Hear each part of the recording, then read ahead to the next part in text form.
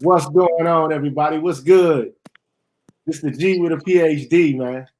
And I'm joined here with my good partner, man, my good friend here, uh, Steph, Marcus Aurelius. what's going on, everybody? Yeah, we're here with a ghetto correspondence, man. We want to, say some things about this savage situation, Meg the Stallion. Hmm. Look, let me just say this, man. I don't want to see anybody in the black community hurt. I don't advocate anybody being shot or maimed or killed. But we got a problem, man, with domestic violence in the black community. And it just seems like every time black men are the ones left holding the bag. Like we're responsible for everything related to this phenomenon. I mean, even it doesn't matter what happens, how it happens. Doesn't matter who starts it, who finishes it. Doesn't matter, the severity. But we do know that there's a narrative. Black women must be protected at all times. All times, black women they have to be protected. And we're the ones that have to protect them. Doesn't matter if they're not protecting us. They can come up after us with knives, guns, all kinds of things. I mean, hey, come at us how they want to. But in the end, we have to protect them regardless. What's up with this, man? I think we're also protecting them from accountability. That's what now they avoid accountability, but we're also protecting them from it. So when these sorts of things happen, and men and women alike create this false narrative, where they kind of bend reality like the Matrix to make it the guy's fault. And in doing that, you are not only enabling bad behavior, but you are protecting someone from, wearing the accountability of their own actions. I don't know where we're living, where on one hand, you know, you don't, you don't want men to control women, but at the same time, they are also responsible for what women do outside of their control. True indeed. True indeed. If you, Go ahead. I don't want to interrupt you, man. Go ahead, because you got a thought to finish. yeah, if you're an autonomous adult, then saying that someone else is at fault for what you're doing is basically saying that you have no agency. You're not autonomous, and that this person should actually be controlling you, or that they are controlling you. You Yeah. understand? Mm-hmm. Let me just say this, man. Look, Yeah. I've experienced this same phenomenon myself, man. Where a woman is coming at me, and like this woman, man, like for the most part, man, destroyed a lot of things I was working on and building on, Mm-hmm. and ultimately she was able to use the protection card. I mean, like, put it this way: women have the same sorts of rights, duties as men. Yeah. Right? I mean, and this is what second wave feminism calls for. Bottom line, this is what it calls for. It calls for being able to have access to the market, being able to have access to reproduction in whatever way they want, and the ability to engage in the same kind of sexual behavior, and also the same sort of recreational activities that men are able to perform. But see, here's the thing: along with rights, Yeah. also comes responsibility. Absolutely. Because if you have rights, you have to understand that those rights, for the most part, are part of a constellation of duties to other people. Like if you have a right, the other person has a right also. And it's your responsibility to observe the other person's rights. Mm-hmm. One of them being physical safety. Yeah. I mean, this is the thing. Like, okay, so there's a guy, man. Like, I'm a philosopher, right? So there's a guy named Niccolo Machiavelli. A lot of people refer to it. I mean, when you read the 50 Laws of Power, not power, but the 48 Laws of Power, Yeah. the Robert Greene kind of mentions this. Mm-hmm. This philosopher named Niccolo Machiavelli. But one thing he asserts in this book, The Prince, he basically says, look, it doesn't matter how big a man is, how much physical prowess this man holds. Any man has the capacity to kill any other man. Mm-hmm. Bottom line, it doesn't matter if the man is the size of Tory Lanez. What, this guy's like 120 pounds soaking wet? Mm-hmm. 5'3". 5'3", 120 pounds. Meg Thee Stallion is a thick woman, man. She's about 6 feet tall. Almost. You know what I'm saying? That's why they call her the Stallion. I'm sorry, but she could probably beat his ass. I'm just keeping it 100, man. She could probably fuck dude up in a physical one-on-one. She's much bigger than he is. Much, has. Yeah, she definitely has the advantage. She has the advantage. Now, can you imagine a fucking raging woman? And women do get into rages. This is what it baffles me. We have become so preoccupied with the narrative that women are these damsels. Yeah. Like they're just these weak little creatures that couldn't hurt a little low fly. You got a lot of static going on, man. I don't know what's going on, but you might be now? No, you might be hitting your mic or something like that. But I mean, come on, man. Like, look. Anybody can hurt anybody. Anybody can kill anybody. A 97-pound weakling through secret machination or through a dagger, a gun, or anything else, or a hot pot of grits. Anybody can hurt or harm anybody else, man.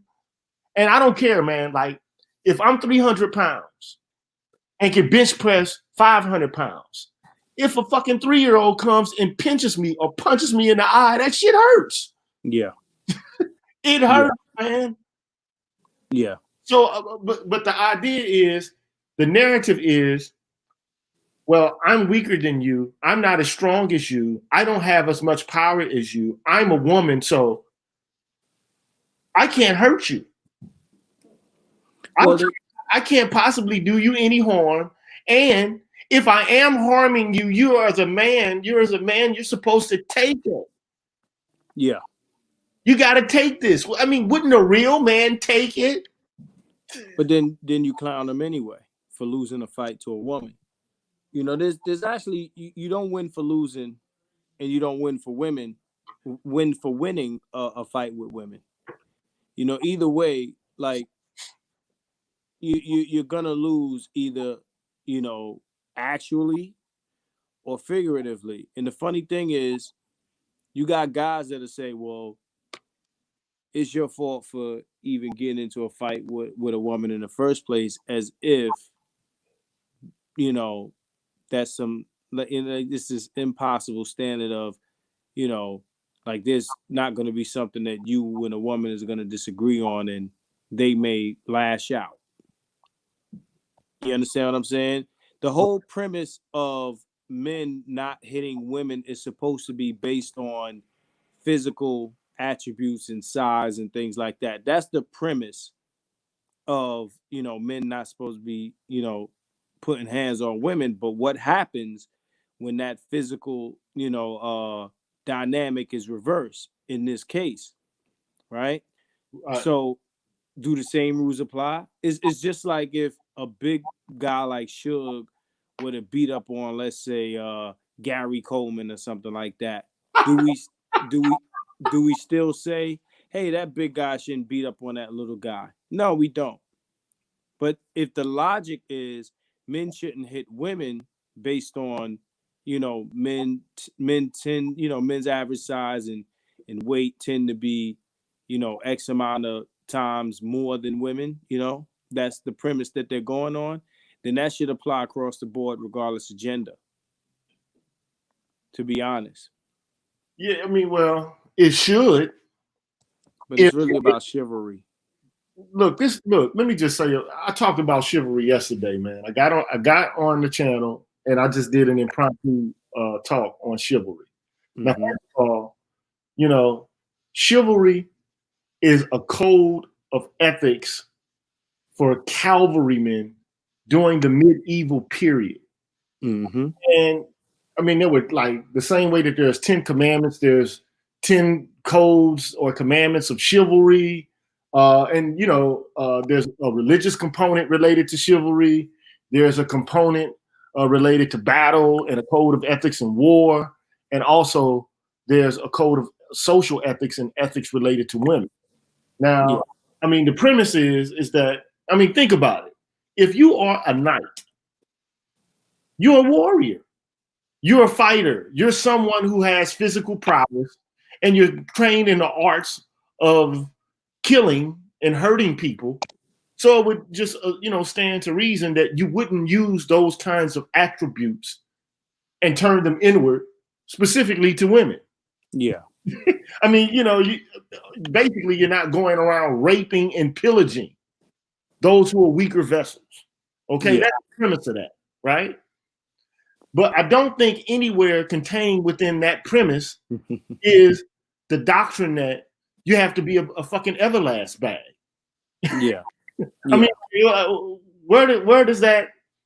See, this is the problem that men are having in our community because, and let me just say this: one of the main talking points of feminism is that, or women nowadays in general, right, is that abuse is running rampant in the Black community, and it's unidirectional, and it's just men doing this. It's just men creating these fights. It's just men using their physical power to hurt and to harm women.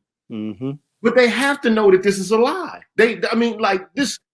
When will this lie end? Like, how many times do we have to go over this contorted and twisted narrative that women are just these hapless victims and they're not out here being aggressive and crazy as a motherfucker? Well, they go from hapless victim to strong and independent and all this other stuff based on the context of the conversation and how it's convenient. You know,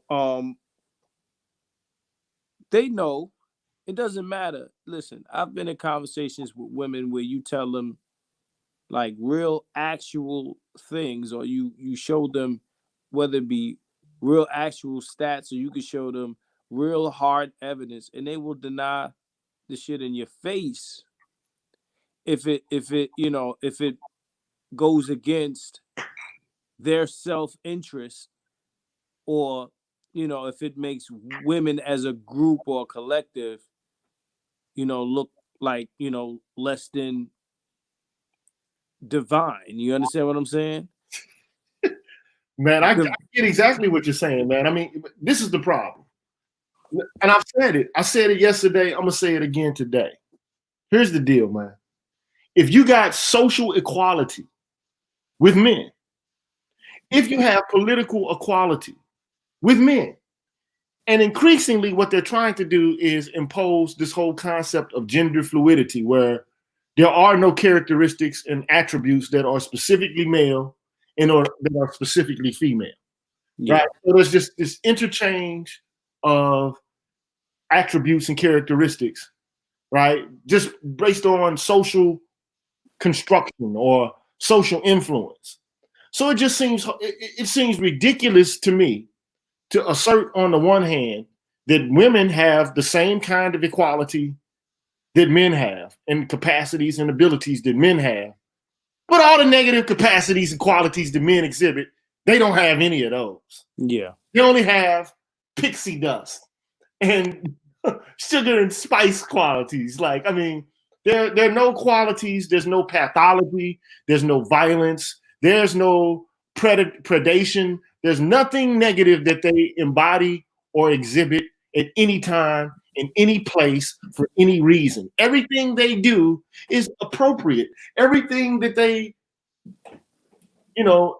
perform in terms of actions or flowers and stars, man. Like, I mean, how long can you be an advocate of equality without at the same time being an advocate for responsibility and accountability. You can't have the both go at the same time. You can't have the both at the same time. They're mutually exclusive. Rights and lead to duties and responsibility.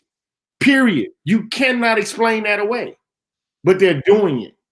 And nobody's holding them accountable. People in the academy are not holding them accountable. People in politics are not holding them accountable. And men are the biggest impediment to this bullshit. Well, women ain't gonna hold other women accountable because there will come a time when they themselves will have to avoid accountability. And they like, you know, I often say to people, I find women to be very short-sighted, but in this context, they are not. They defend the women who do this so that in the future they can also avoid their own accountability when it's their turn. Men enable women to just gain their favor and maybe get some pussy.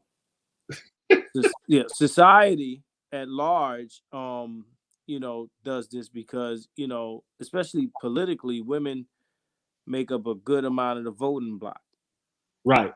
You know, so there's a lot of things that go into why they can do these things. Like, to me, women are no different than, like, let's say, like the Jews, who you can't say anything about, you know, and other groups of people like that is just taboo to speak on them, you know, unless you'll get labeled. If you say anything bad about anybody that's Jewish, you're becoming anti-Semitic. And if you say anything bad about women, you'll be a misogynist. And this, when I say anything bad, I don't even mean bash them. You know, if you criticize or you know, hold any of their behavior up to any sort of scrutiny, it's equal to hate speech. You know, and that's the same as you know, like I said, Jewish people. There's just certain people, you know, even transgenders, gay people, just certain people's behavior you're not allowed to speak on. You're not allowed to speak on it at all. It could be valid all day. So you mean mm-hmm. this is why I say this is, first of all, this is all predicated upon, to me, ideology and it's lies, and women know it's lies. I mean, like, and look, the scholars who are doing research in this area, one particular sociologist by the name of Murray Strauss. I mean, this guy had been working on domestic violence policy for some 50 years. Okay.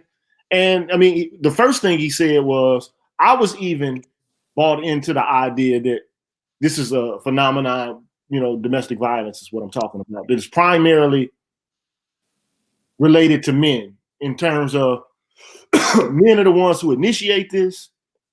Men are the ones that use this as a form of dominance over women. But increasingly, as he delved into the subject, and I mean, if you're doing research as a sociologist or a psychologist or any kind of, you know, person who does work in the social sciences, you're supposed to approach the phenomena scientifically with no bias and let the facts lead you to make the determinations. You can develop a hypothesis, right? And then you create conditions where you can test the hypothesis, after which you determine whether or not your hypothesis can be falsified, meaning that you want to disprove your hypothesis. You want to critique to the, most extreme level, and you want to make a risky prediction, not something that you can, you know, go and find ways to support and anywhere look for anything that can like support it. No, you do something in terms of making a hypothesis that can be wrong, right? This is not what's happening in regards to this kind of phenomenon, but that's what he did. That's what Murray Strauss did. So he tests. He started asking women and men together. What? First of all, he asked, not did you break the law? Did you hit somebody? Did you beat them? That's not how he approached the subject. He asked questions like, well, you know, everybody's, you know, going to at some point get into conflict. How do you handle it? You know what I'm saying? Like, I mean, this is what the guy asked. Like, everybody, from time to time gets into conflict, and so what are some of the things that you do or have done, in order to mitigate conflict in a variety of different areas of your life, like in terms of like people at work or, in terms of your friends and then he kind of sneaks in the idea of, well, what do you do to your intimate partners, right? Mm-hmm. Mm-hmm. Overall, what he found is that women were just as likely to initiate violence in the context of their intimate partner relationships as men. Bottom line. And so this is the most difficult, the most problematic issue related to masculinist studies, man. I think. Because you can point to, especially for black men, you can point to patriarchy and condemn patriarchy, but the toughest and the most difficult thing to do, because you can't actually illustrate that black men have any kind of social, economic, or political power. You can't make that case. So No. patriarchy can't reside there. It can't rest there. You see what I'm saying? But it can rest in abuse, and it can rest in rape and sexual assault. So those are the things that they're going to have to cling to most fervently, most ferociously. They got to cling to that because that's the only way that they can assign oppression to black men. That's it. So that's the sexism, right? That's what lies in abuse and rape or sexual assault. But increasingly, social scientists are beginning to find out that this ain't just a one trick or unidirectional phenomenon, right? Mm-hmm. So, but how do we square that? How do we square it with this ideology? Like, I mean, at what point are you going to begin to be able to hold women accountable? Like, when will it ever happen? I see scholars, they just don't want to talk about it. I see various people in the community, they just don't want to talk about it. I see women, they don't want to talk about it. It is all kicking the can down the road. It's just kicking the can down the road. At some point, this conversation has to be had. It has to be had. Well, this is the thing. In the same way that women, like I often kick it with my man Bay, Bit of Truth, shout out, um, about, how women are complaining that the very men that are killing them, right? They never speak up, about the actual, type of black man that's committing the most abuse and the most murders, right? Because those are the same guys that they like. So, you know, you got women who reward bad men with pussy and attention and affection, and Right, they also protect these same men from accountability. That the accountability that comes with abusing them and murdering them, etc. Right? right, They protect them from that by actually trying to assign those offenses to educated black men. It's happened on my Facebook page dozens of times where it's like, well, it's the guy that, he might have a degree in this and that and et cetera, et cetera. He beats his wife too. And I'm like, no, we're talking about murders. You look at articles and, recent article where the woman was the officer. And I think you may have posted that. right. And you look at this guy and he's not a guy with a degree. Every time I turn around and I see these guys that are, killing these women or abusing these women is a certain type of guy. So what I say that to say this, conversely, you have men who go out of their way to protect women from, these sorts of things. You know what I mean? Because, these are the guys who, a lot of them again, they either trying to protect the feelings or of black women or, trying to get some skins.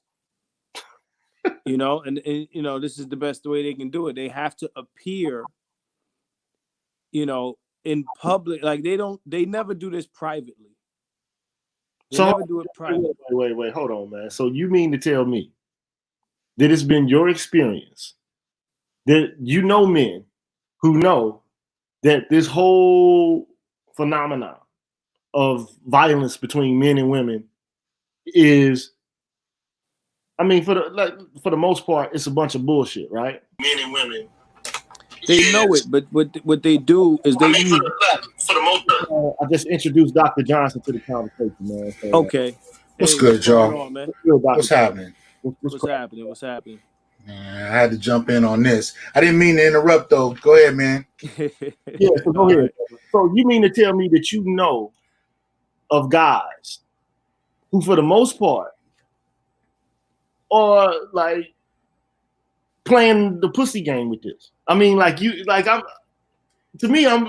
believe that, man, because I've never had these kind of conversations with guys. Listen, who cape for women, but knowingly know that this is a whole bunch of nonsense.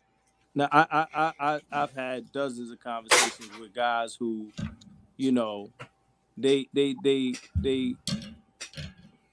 they commit all types of, it's just a bunch of mental gymnastics that they pull in the conversation. A lot of intellectual dishonesty. Right.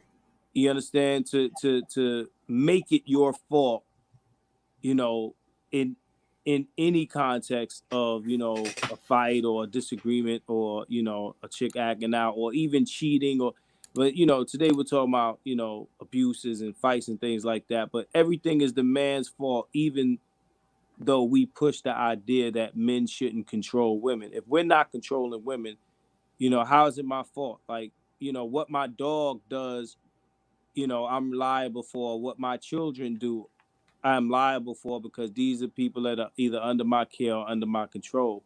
But you got grown women who, and one end, again, we say we shouldn't be controlling them, but on the other end, we are also responsible and liable for their actions that we're not in control over, and even them abusing or attacking us.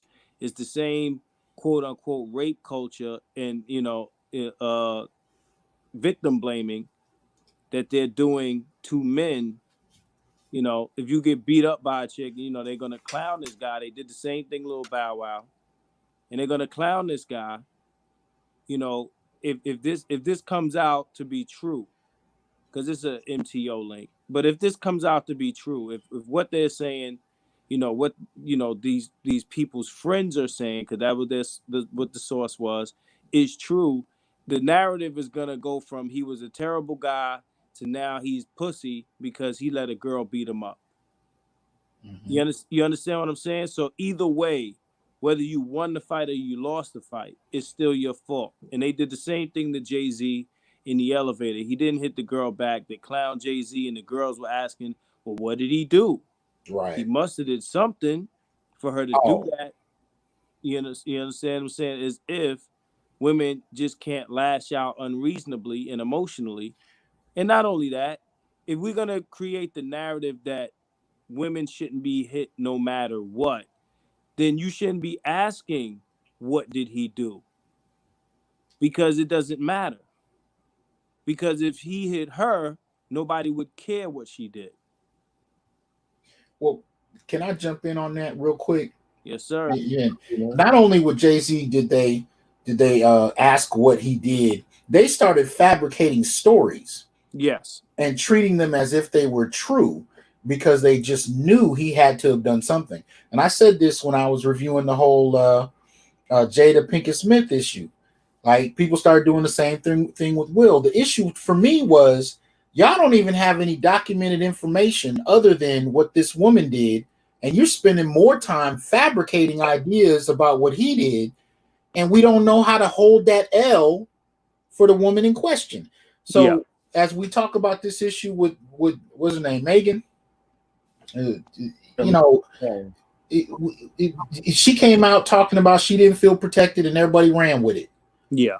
Mm-hmm. And now that there's a question mark that she actually may have been the aggressor, don't nobody know how to deal with it. Yeah. You know what I mean? And what you said a minute ago, keep it 100. You were talking about how, you know, this whole question of abuse comes in and gets used to deflect the conversation from female accountability. And you were dead on, man, because then it goes into this whole space of men killing women, you know, and the implication that it's in mass. And I just wanted to add a little piece to what you said, because what you said was dead on. But there's only a couple hundred black women per year that are killed by their partners, and a slightly lesser number of black men per year. Yeah. Yeah. But interestingly enough, that couple hundred of, you know, those couple hundred men who killed their partners become reflective of 20 million black men. Yeah. Okay, well, Dr. Johnson, let me just play devil's advocate, because I want to pick your brain on this, right? Mm-hmm. So I'm not saying that I'm adopting this position as a belief system. I'm just saying I'm going to redirect the energy to try to make the case, Mm-hmm. and try to draw out, well, what's the difference between this phenomenon and another type of phenomenon? Okay. So at the current moment, we see police brutality in the United States. Okay. Mm-hmm. And so there are, like, for example, 250 men killed by police brutality, you know, per year.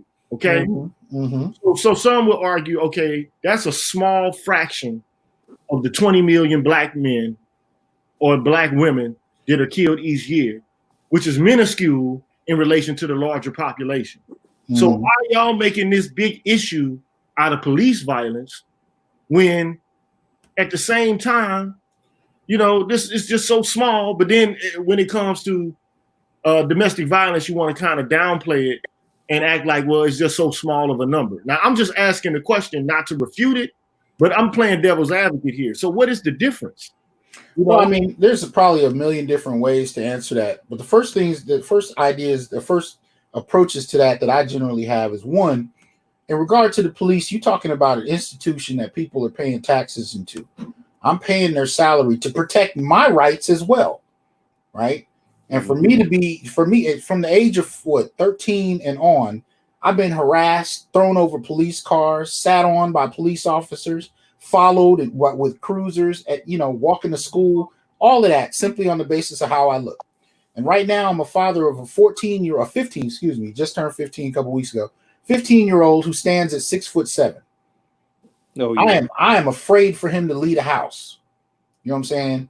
And for me to be more afraid of the police than I am of a random stranger says something. But as far as the police are concerned, my first argument is this is an institution, right, that I pay taxes into as a citizen that is supposed to protect me, right, but instead problematizes me. But then I would also look at the incarceration rates. You know what I mean? And based on the population size, we're incarcerated. You know, the only group that's in our atmosphere are Native American men, right? But you know, at the end of the day, incarceration rates are ridiculous for black men.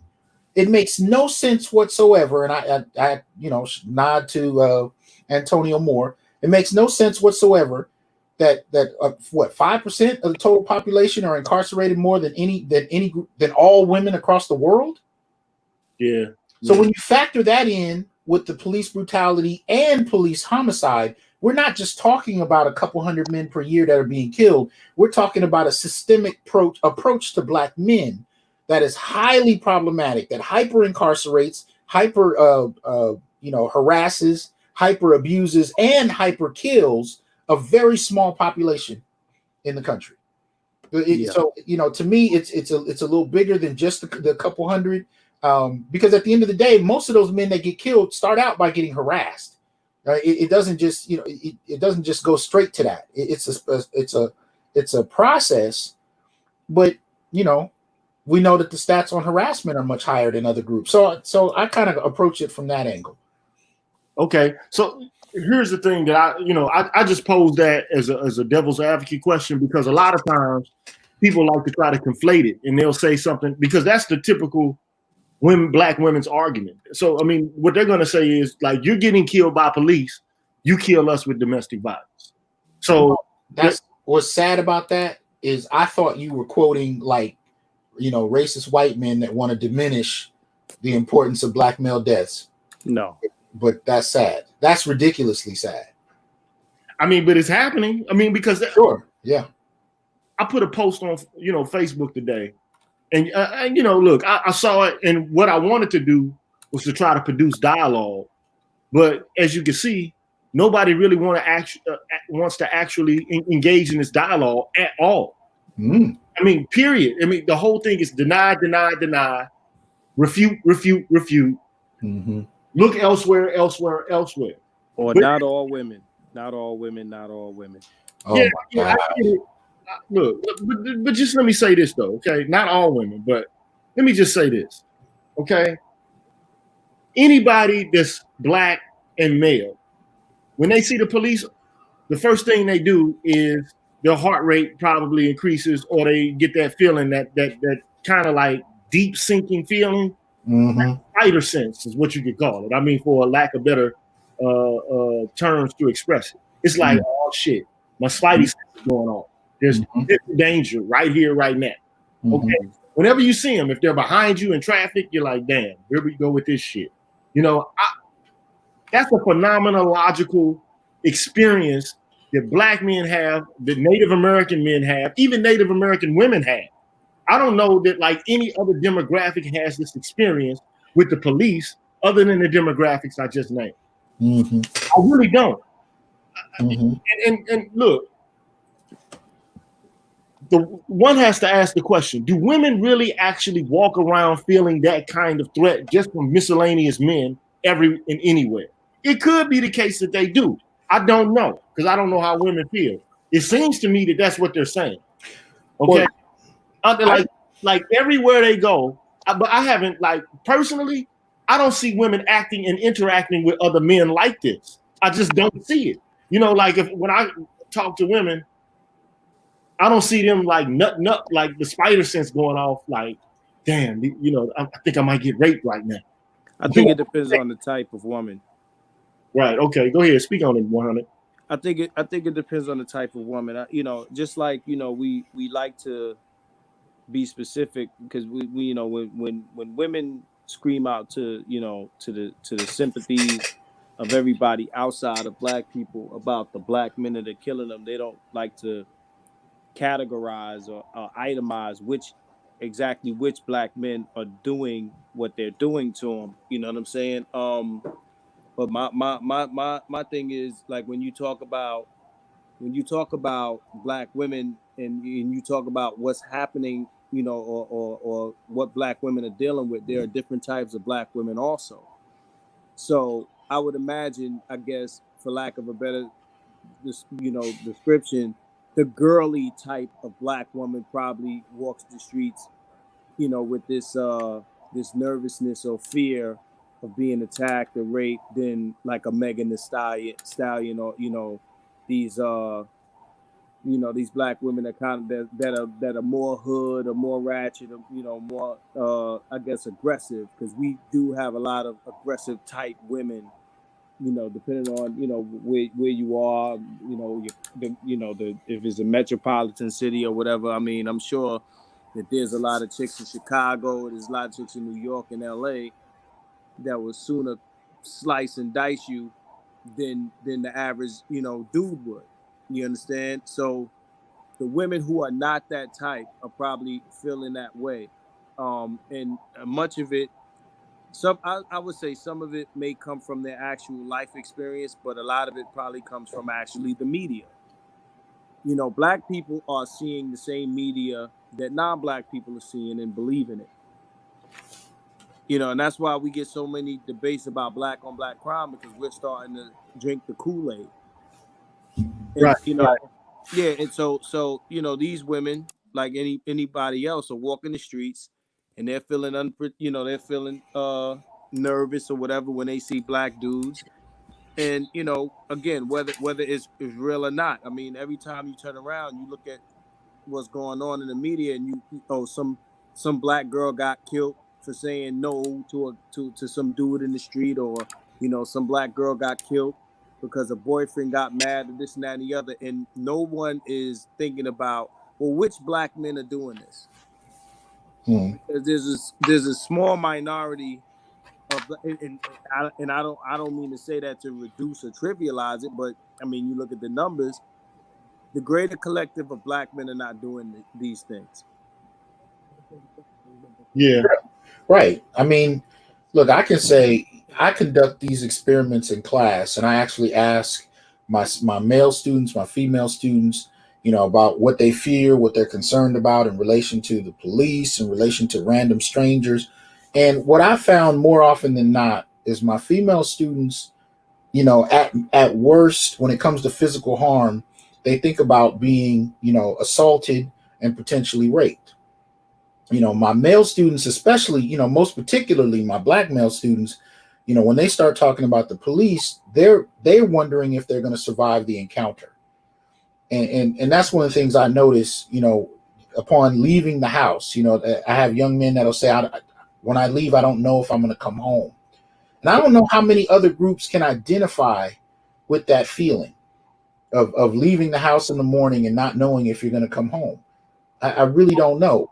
But the interesting thing is when they would say that, um, most of other black men in the room nodding their head, like, yeah, I can identify with that feeling. And I realized I myself do that. I leave the house and I'm not, sometimes I don't know if I'm gonna come home.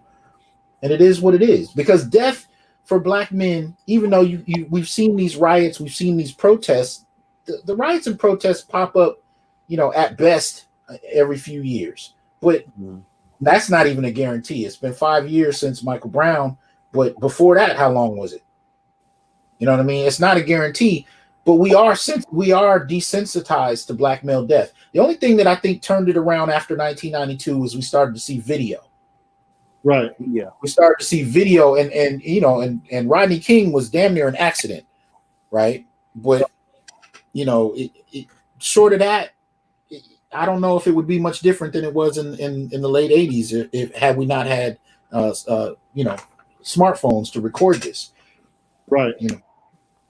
But that's I recently had to tell my niece because I mean she got really, and this is what I mean when I say media is pushing a lot of narratives that are incorrect. She got sucked into the idea that the protests that are happening, with BLM and this and that is majority black women that are out there, and you guys will see on my Facebook pages and other guys' Facebook pages that I'm posting these images, whether they be magazines or statues or this or that always push the narrative of the black female protester, and it's giving the idea that black women are on the front lines and black men are black men are home playing PS5 or something like this. You know what I'm saying? And hey man, look, hey Marcus, let me just say this: if they at home playing PS5, they some bad motherfuckers because that shit ain't even out yet.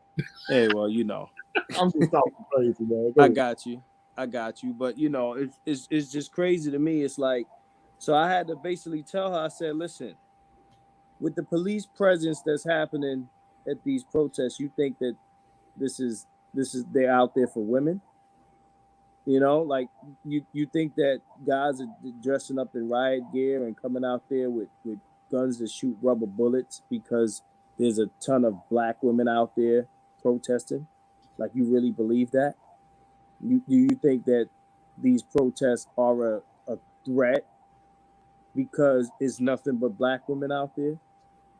And I'm telling her this, and she's young and she's from this generation. I could tell that she has these black feminist sort of views because I hear her use the white feminist code words and things like that. And of course, I can see in her face that what I'm saying is, I guess, in some sort of conflict with the narrative she's believing. And I'm like, use your common sense. I mean, like, these cops ain't coming out with these helmets on because it's a bunch of girls out there marching and holding picket signs and stuff like that. oh So, my God, man. again, there's this narrative being, so people believe media. Media is also linked to the narrative that we don't care about black female deaths by police as much as we care about black men's, even though it's not even close in the numbers. And I think that women who are out here pushing that narrative are creating an all lives matter argument. And they also forget that, you know, and Gigi, don't get on me too hard about this, because I made a video on on Facebook where I shouted out Sandra Bland and I said her name wrong about 12 times. But when Sandra Bland got killed, she was the #1 news story.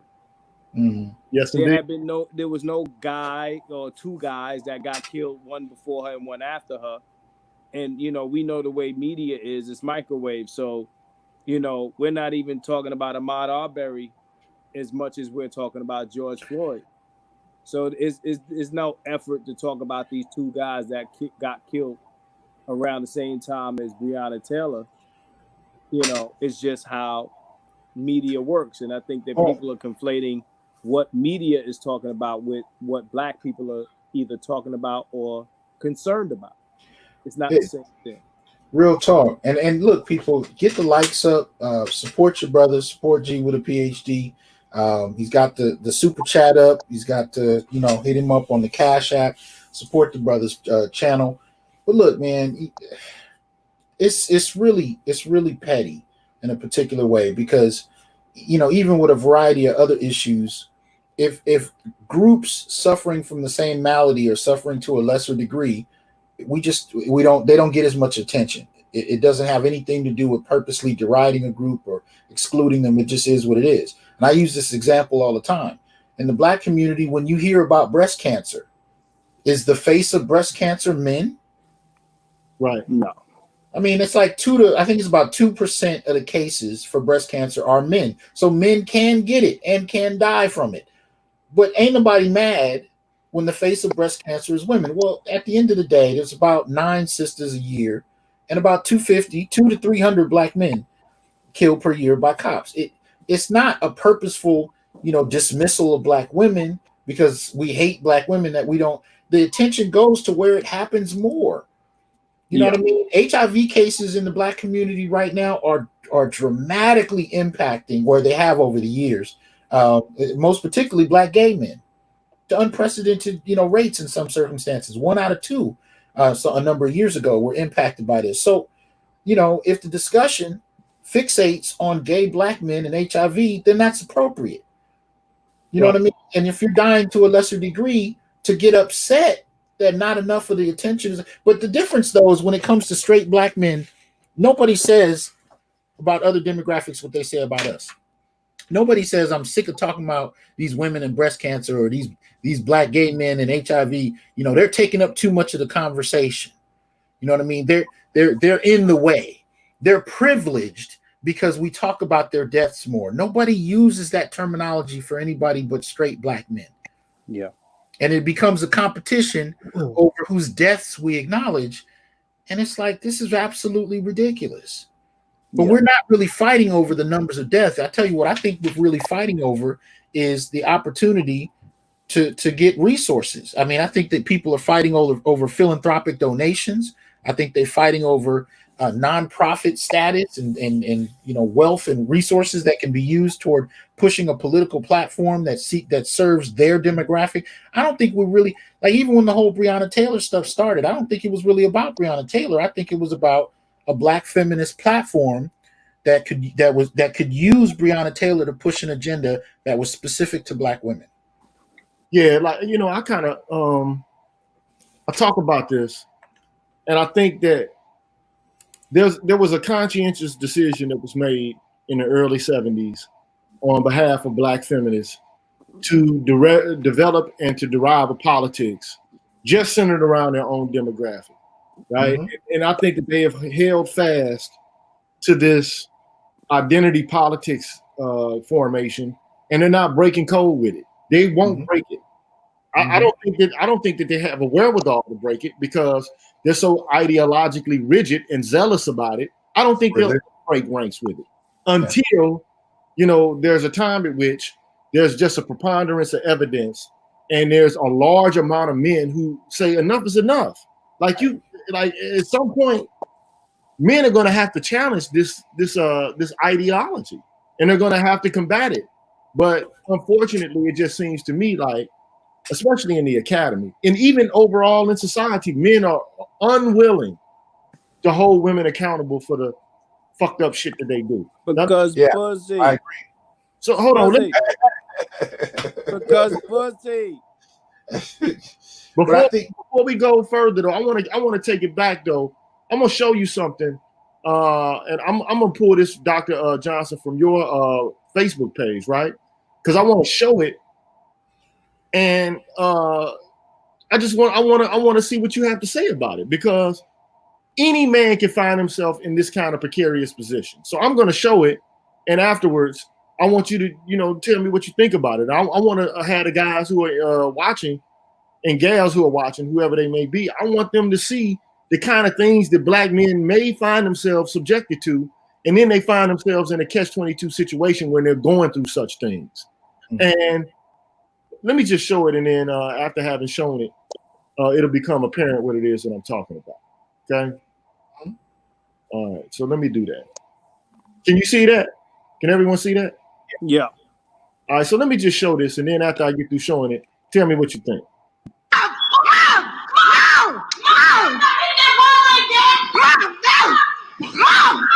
Bitch, I'm telling you. Mom, leave that boy alone. Go with me, Facebook now. Damn, hold on, man. For some reason, it didn't show the whole thing. So let me go back and show the whole thing. Here it is. Get out. Bitch. Ooh. Ooh. Mom.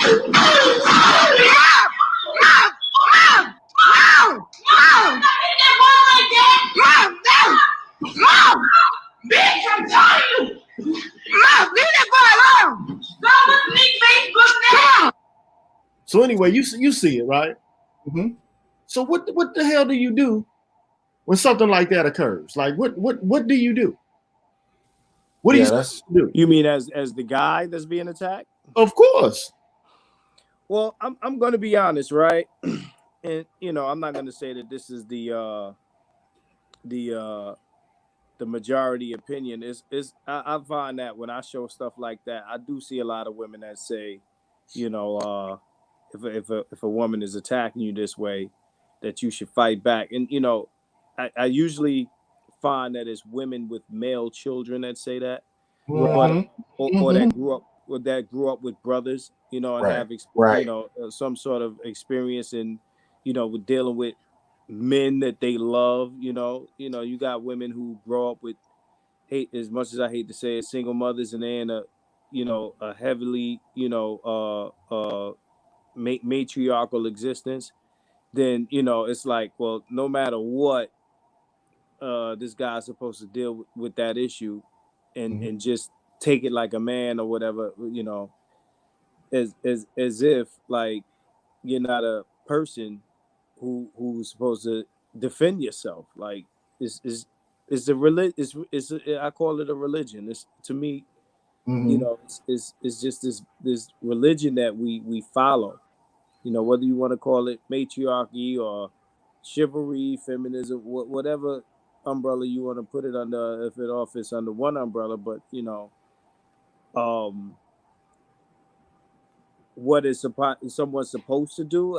Is a person supposed to defend themselves? I mean, I don't know.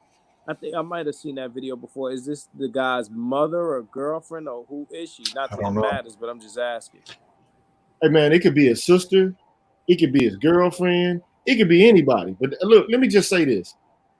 That woman, man, is not a small woman.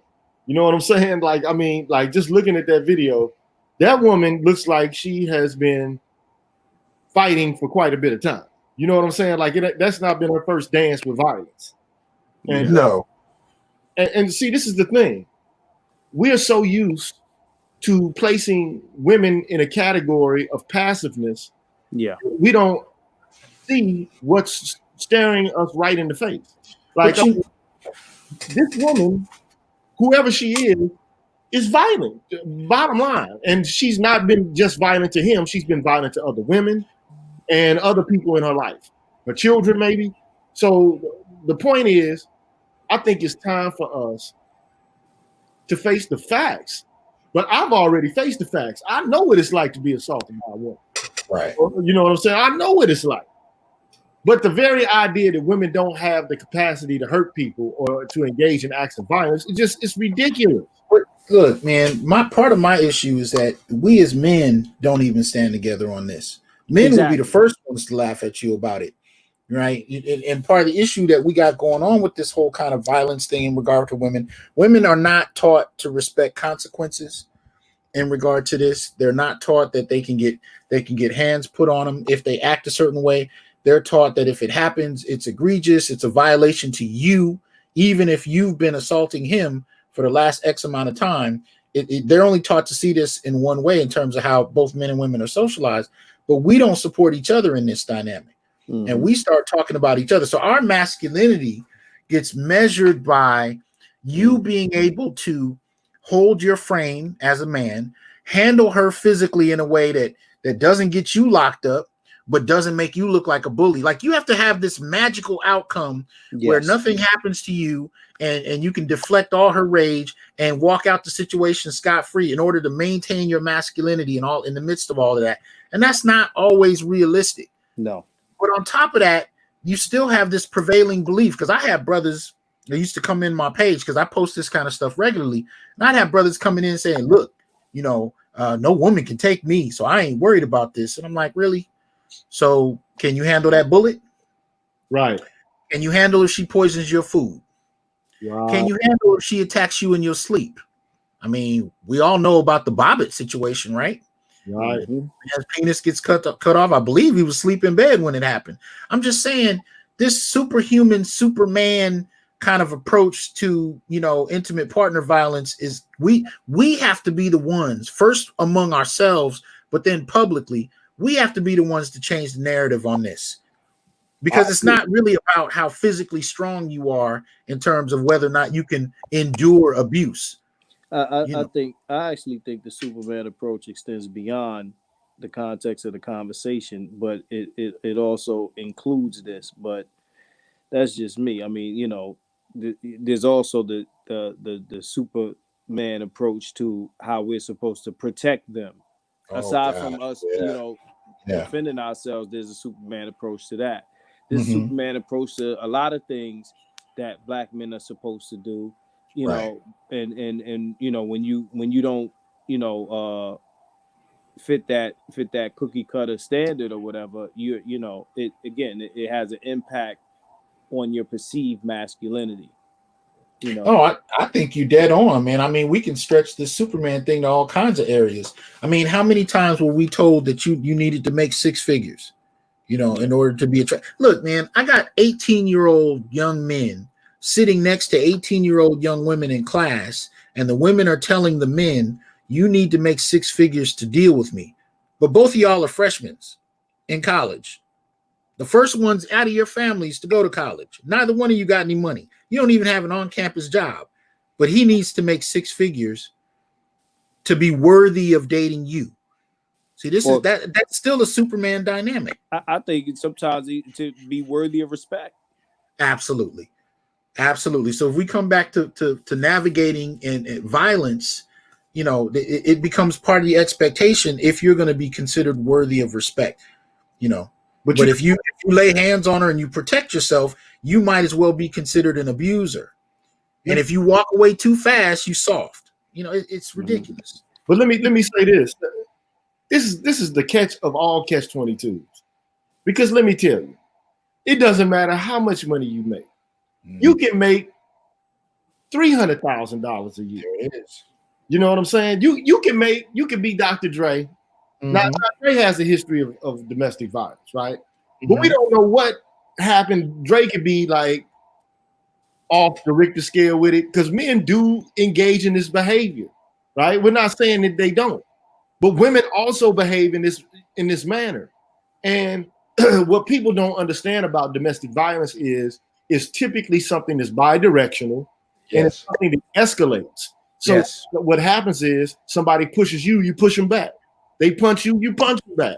And then it turns into an all-out brawl. It's never, I'm not going to say it's never, but it's hardly ever a situation in which someone has someone terrorized where they can't feel like they can leave the house. But this is the kind of imagery that, the people who promote you know, the virtue Right. of women and the victimization of women. That's the kind of narrative that they push, you know, during their public or their publicity campaigns. That's what they try to push off to the public, like this weak woman who wouldn't be a little old fly, who was just trying to do the best she could to hold everything together. And then Johnny comes home, he just starts haphazardly slapping her around. Right, out of nowhere. But, you know, she didn't put the right amount of mayonnaise on the sandwich, or right, she burnt the eggs, and you know, or she didn't fold the shirts the right way. You know, these ridiculous. But here's the thing. If you look at the work of Dr. Carol Keating, she actually makes the argument: women hit first, men do more damage. Right? Mm-hmm. Women often initiate violence first. They're more apt to use weapons or other, you know, objects in their rage. Men generally respond with their hands or with their own bodies. But, you know, obviously men are stronger, so we tend to do more visible damage. But the other component to it nobody wants to talk about is when we see these kind of violent altercations, Black men only amongst each other will talk about what led up to that moment. But you're not allowed to say that in mixed company. And most people will not say it publicly. But Black men will watch the video where we see the fight started, but we'll talk about what happened a half hour prior to that. And that's the conversation don't nobody really want to have. Because like you said, she wasn't sitting there, you know, calmly doing that. It was, hey, I've been there. I'm telling you, I've seen it. You know, it can be verbally abusive. It can be all kinds of things that go on. And by the time a man snaps like that, nobody wants to talk about what led to that. Mm-hmm. Yeah. Yeah, go ahead and keep it 100. I don't want to cut you off, man. No, I was gonna just say this, like, you know, there's this tendency to leave out the why when it comes to us. You know, when it comes to, you know, you hear about Fab got into it with his girl, or this one got into it with their girl, or, you know, when the, you know, when the, you know, man comes out as, I guess, the victor, because, you know, we ain't talking about just when you know, women beat the guy up. There's this tendency to leave out the why. You know, you know, for everyone, like, you know, I don't care if you talking about a guy shooting something up, or, you know, I mean, pardon me, a white guy shooting up, like, you know, mass shooting something up, or anybody else gets consideration as to why they did it except Black men. And, you know, when you hear that Black men have done something, whether it be the Black women or anyone else, it doesn't matter why they did it. We don't ask that question. We just immediately throw them away. You know, white men get the mentally ill treatment. You know, Black women and women in general get the, well, what was she going through, and, you know, her emotions and this and that. You know, there's this. What did he do? Yeah, this is, yeah. What did he do? And there's this thing that people do where they look for reasons to justify the actions of everyone else. But when it comes to Black men in particular, and I'm gonna say straight Black men, you know, the why is tossed out immediately. It's not even considered. It's like, okay, we don't care why. We don't care what you've been through. We don't care about your history, your past abuse, any of that stuff. Sorry about that. Yeah, no problem. You're just a monster who did this, and, you know, whether it's a crime against Black women or a crime in general, that's just how it's approached. Like, you know, why is thrown in the garbage. We don't care why you did it. You shouldn't have did it, and, you know, you shall be punished. But check it, man. Like, look, we already know how Meg Thee Stallion gets down.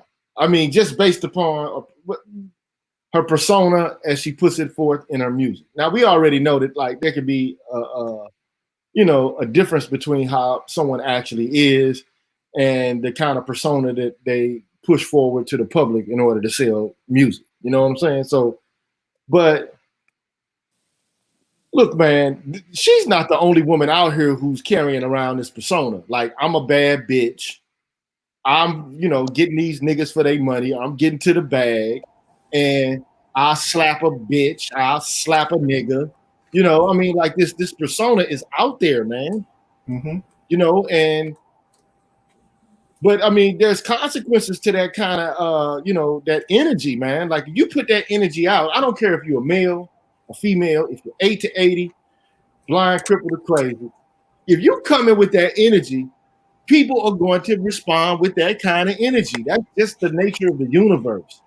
Every action receives an equal and an opposite reaction. Women are exempt from this, man. And this is the funny thing about it to me. Again, and I at the very outset of this conversation, my statement was this. At the very same time that women are asking that they be held in the same place as men in relation to social and political equality, they are shucking responsibility for their actions that they perform that are vicious, violent, and negative towards men, children, and other women. But they can't really reject it or shuck it when it comes to other women. But they're doing it whole scale when it comes to men. And men, we got to stop, man, and say, look, enough is enough, man. But like this narrative, this whole idea is over with this, man. Like we got to stand united on this.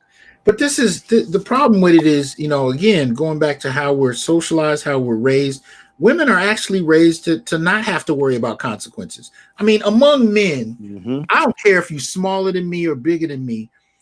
If I walk into a space and there's a group of men, I carry myself in a way because I know I am responsible and may be held accountable at any moment for anything I do or say. I don't care if you're smaller than me, you can still kill me. You can still knock me out. I got to take everything serious. So you'll see men that don't even like each other, but there's a minimal level of respect in terms of how they communicate. And if there's not, both of them fully understand what's possible in a given moment. You know what I mean? But women aren't socialized that kind of way because, y'all heard this on the playground when you were little. Don't hit girls ever. Yeah. So y'all the same strength. She's hitting you, but your mother's telling you not to touch her. And you raised with that kind of dynamic, right? And by the time I got to about 20 years old, I used to see women doing something that I didn't understand for a long time. And that was, I would see the shortest women, 5'2", and they would take pride in the fact that they could get up in a dude's face and yell and scream and check him and matter of fact, I had a girlfriend that used to do this. She would get in guys' faces, and she did this with a guy who was 6'6" at the time. I remember she got in his face and she was cussing him out, and then she was like, "And I don't know why y'all niggas are too scared to do this, but I don't mind. I'll tell the dude off." And I'm looking at her and I'm like, "That's because if he smacks the taste out of your mouth, you're looking at me." To do something. You see, you're not worried about being responsible for your own actions. One, because you've been raised in a society where everybody's told you that men shouldn't put hands on you no matter what you do. And if they do, he can go to jail. But on top of him going to jail in the immediate situation, you're going to look to the man that came with you to protect you. And I'm soft if I don't. Yeah. But if I walk into a space with my girl and I start a fight, I'm not looking for her to do anything. So the only point I'm getting at is there is no consequences for how a lot of our women have been socialized, and they'll actually get to the point where they take pride in being able to get in people's faces, and especially men who are much bigger and stronger than they are. And the funny part is I'll hear some of these women even say, "Well, I told him off. He better not mess with me." And Kevin Hart is great for making jokes about those kind of stories, right? Where women will get in men's faces. But part of that is, again, this whole question of consequence. You know what I mean? Because I know if I get in 100's face and I act a fool, I might catch it. Right. I know it. It's not a guess. You know what I mean? It's something that I have to assume. But they don't think like that because that's not how they've been trained. Well, hey man, at some point they're gonna have to start getting trained in a different way. Like, look, my whole thing is most of the men, if you're under 50 years old, and I said this yesterday, if you're under 50 years old, you've been raised in a different kind of culture. You're not raised in a culture where women don't work, where women are not in the educational system, where women are just at home taking care of children. We live in a culture where women are treated as social and political equals to men. And they're, these young guys are being socialized in situations in which, look, you say you're equal, you're going to get treated equally. Mm-hmm. And I mean, these young guys are not operating by the same moral code as people who are older. They're just not acting that way. Mm-hmm. And I don't know, at some point this might balance things out. I don't know if it will ultimately, but I mean, at some point, these young guys, man, I don't think they care as much as the older guys do, man. Yeah. What you think about that? I don't think they're raised with the same kind of race loyalty, and I don't think they have the same kind of gender chivalry, that kind of chivalrous code you were talking about. I don't think they have it. And I think even in my generation, but especially in the ones coming after, because so many were raised with this, there's no difference between girls and boys, men and women. They're watching cartoons where girls are kicking grown men through walls, and they've never even had any training and don't even have any superpowers, but they're knocking 200+ pound men through, buildings. I think once you see a good few thousand of those kind of images, some dudes don't acknowledge the difference. And when something goes down, they are hauling off like it's another man. And then all of a sudden, everybody turns around and says, well, he's a misogynist. Look at him. He's sexist. Look what he's doing to this woman. No, you spent the last 20 years of his life telling him there wasn't no difference. We watching Star Wars, and, the most powerful person there is this chick who's never even heard of the Force. And she's knocking everybody around with no effort, no training. That's the kind of socialization we've had. I mean, to the point where my son was 12 years old, he told me, he said, Dad, I've actually never seen a boy beat a girl at anything in a show, cartoon, video, anything. Never. The women have been smarter, stronger, more physically capable, and dominant in every position across in terms of what kinds of images he took in growing up. That's all he saw. So how are you going to act after 20 years of that? Yeah, that's my point. I mean, this is what you're asking for. I mean, you're asking for equality, and you're asking for a relaxation or, the dissolution of characteristics and qualities traditionally associated with manliness and womanliness. What do you expect? I mean, what do you expect? You're going to start seeing more and more of this. You're going to start seeing women become more increasingly violent, and you're going to see more and more men not being apologetic about their response to it. Well, can I pose a question? Because I definitely want to hear this from both of y'all, especially 100. Have y'all dealt with the new, the independent Black woman who in many ways wants to operate out of a very masculine framework, but still expects you to engage very traditionally, to treat her in a very traditionally feminine way, but only on certain terms, right? So, opening doors for her, that kind of thing, versus she's going to pay the bills and you may help out when she tells you to. You know what I'm saying? The gender roles and how conflicted they are in the imagination of many of these women. Can y'all speak to where you see that right now in terms of your own experiences? Feminism ends when the check comes. Uh-oh. Okay. Feminism ends when the check comes. Anything that's gonna cost, whether it be money or anything else, is on you. Period. Then these women will make all this money.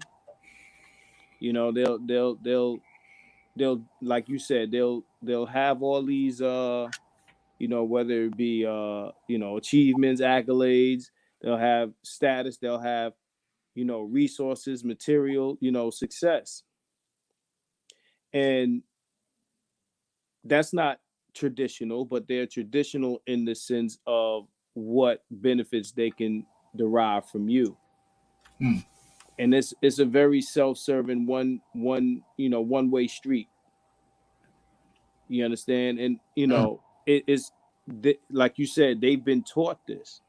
No one is telling them otherwise. I mean, you remember the video with the guy holding the I don't know whether he was drinking more liquor or whatever. He talking about, oh, my wife has never paid a bill ever. I did see that. Okay. Yeah, I saw that too. All they need is that sort of validation. Yeah. Right? To feel like, they're not crazy thinking this is the way it's supposed to go. Without going too deep into it, I actually went through something like this in the last couple of days, an issue with my sisters. I have 3 sisters, and they live in Maryland, and there's drama down there. And I don't live in Maryland right now. I'm in New York, but I live in Las Vegas. And the question to my sister, because I was gonna come down there and actually like strangle somebody. And my man Bitter Truth knows all about this. And I was gonna come down there and strangle somebody. But my question to my older sister was, who's there to defend you guys in my absence? Huh. Right? And her question to me was, well, why would I get a stranger to do that? You're the man and you're supposed to blah, blah, blah. And she started talking that talk. Which I've never heard my sister speak that way. It was ill to actually hear her say that, talk like that. But she's a woman, and she's again submersed in all this bullshit. But I'm like, are you serious? Mm-hmm. So you're gonna let somebody violate you until I arrive, and I'm not in the state. And you've assigned me with the job of protecting you. Again, Superman. I'm supposed to, fly over there with my cape and save you. But again, going back to what you were saying, and mind you, my sister's a very successful person. She's bought and sold multiple properties. She's retired off a 20-year situation. Now she drives a truck. Ooh. Broke by any stretch of the word. But, you still can't hold yourself down. You expecting the guy to come in and do X, Y, Z. You would figure someone like this is strong and independent as she is. She will own maybe a firearm or something else. If you're going to be this manly, take it all away. Don't still, look for a man to do X, Y, Z. It's like you said, like anybody can hurt anybody. You know what I mean? If you got the proper weapon or you hit somebody in the proper place on their body, anybody can hurt anybody. Right. But you're assigning these duties to men, whether it be to protect you or to provide for you. No matter what you have, you're still looking for a guy to do that. And they do themselves a disservice. You can't have it both ways. Like, when you're a woman and you're making all this money and you looking for a guy that's either on your level or above, you're reducing your pool of people that you have to choose from, because ain't that many people up there, and even less black men up there. So these women that are complaining about they can't find a guy, this, and that, and the other, based on their own choice to exclude anyone that's, I guess, beneath them in a financial sense. And we can have conversations about hypergamy and all this other stuff, but that's a real thing, man. Like you said, these a lot of these women, again, they get validation, especially from not only from other women, because it's a self-serving narrative. Why would you argue with it? But from guys who their masculinity is rooted in these ideas. Because they don't, without these ideas, they would have no other way to feel like men. Okay. Yeah, so they need these ideas to feel like men. So they preach it because that's they get a positive response from women, and that makes them feel good. Yeah, man. And you got these women who, because that's validated, they think that they can sit on their paycheck while you support everything. I know a few guys, not just one, and I know I've been talking long, so I'm gonna make this one last point. I know a few guys who, since this pandemic has been going on, their women are doing absolutely nothing to help them you know, maintain and support their situations. I know a few guys like that, man. Brother. And these women make money. Oh yeah. I've had them tell me, if we get together, your money is our money and my money is my money. Man, let me just say this, man. Look. So in relation to like this idea, like I'm a woman, but I'm a woman who can control and run shit too. And you got to listen to what I say, and you can't have it your way all the time. And, you know, but still, I want you to be this guy who is able to operate under the terms of chivalry. You know, it's man, this shit is just like, it's schizophrenic to me, man. You know what I'm saying? Like, you don't know how to operate, you don't know how to behave because everything is in flux. So you're supposed to be negotiating, you know, being a man with this woman, but at the same time, she's negotiating being a man with you. You know what I'm saying? So it's like, look. I remember one time, right? So I was with this chick, man. You know, it went all the way sour, and the woman put her hands on me on multiple occasions. But that's not even the point here. One time, this woman, man, I told her daughter, I was like, "Look, she's playing the music too loud, and you know, if she keeps playing the music, it's gonna be a complaint." All right. So I tell you what, go in there and tell her to turn it down because that ain't my kid. All she gonna do is act like I'm trying to, you know, be a hate. You know what I'm saying? Go ahead and turn that down so that we don't have to deal with that. And then she got irritated with me by even mentioning that the music needed to be turned down. Like I was also hating on her daughter because, you know, they can't do nothing wrong in their little eyes. That's perfect little angel. I'm trying to be practical. Like, look, go ahead and turn the music down. So anyway, I did go in there and I told her, I was like, look, I know y'all in here grooving or whatever the case may be, but you got to turn that down because, you know what I'm saying? This woman downstairs, she done already gave us the gas face. So look, just turn it down. So you know how kids do, man. They turn it down for a quick minute. And, you know, that shit up like 2 or 3 more decibels than what it was when you originally went in there. Wow. You see what I'm saying? So I was like, okay, I'll just close the door, turn on the TV. Next thing you know, the police knocking on the door. What? Oh, yeah.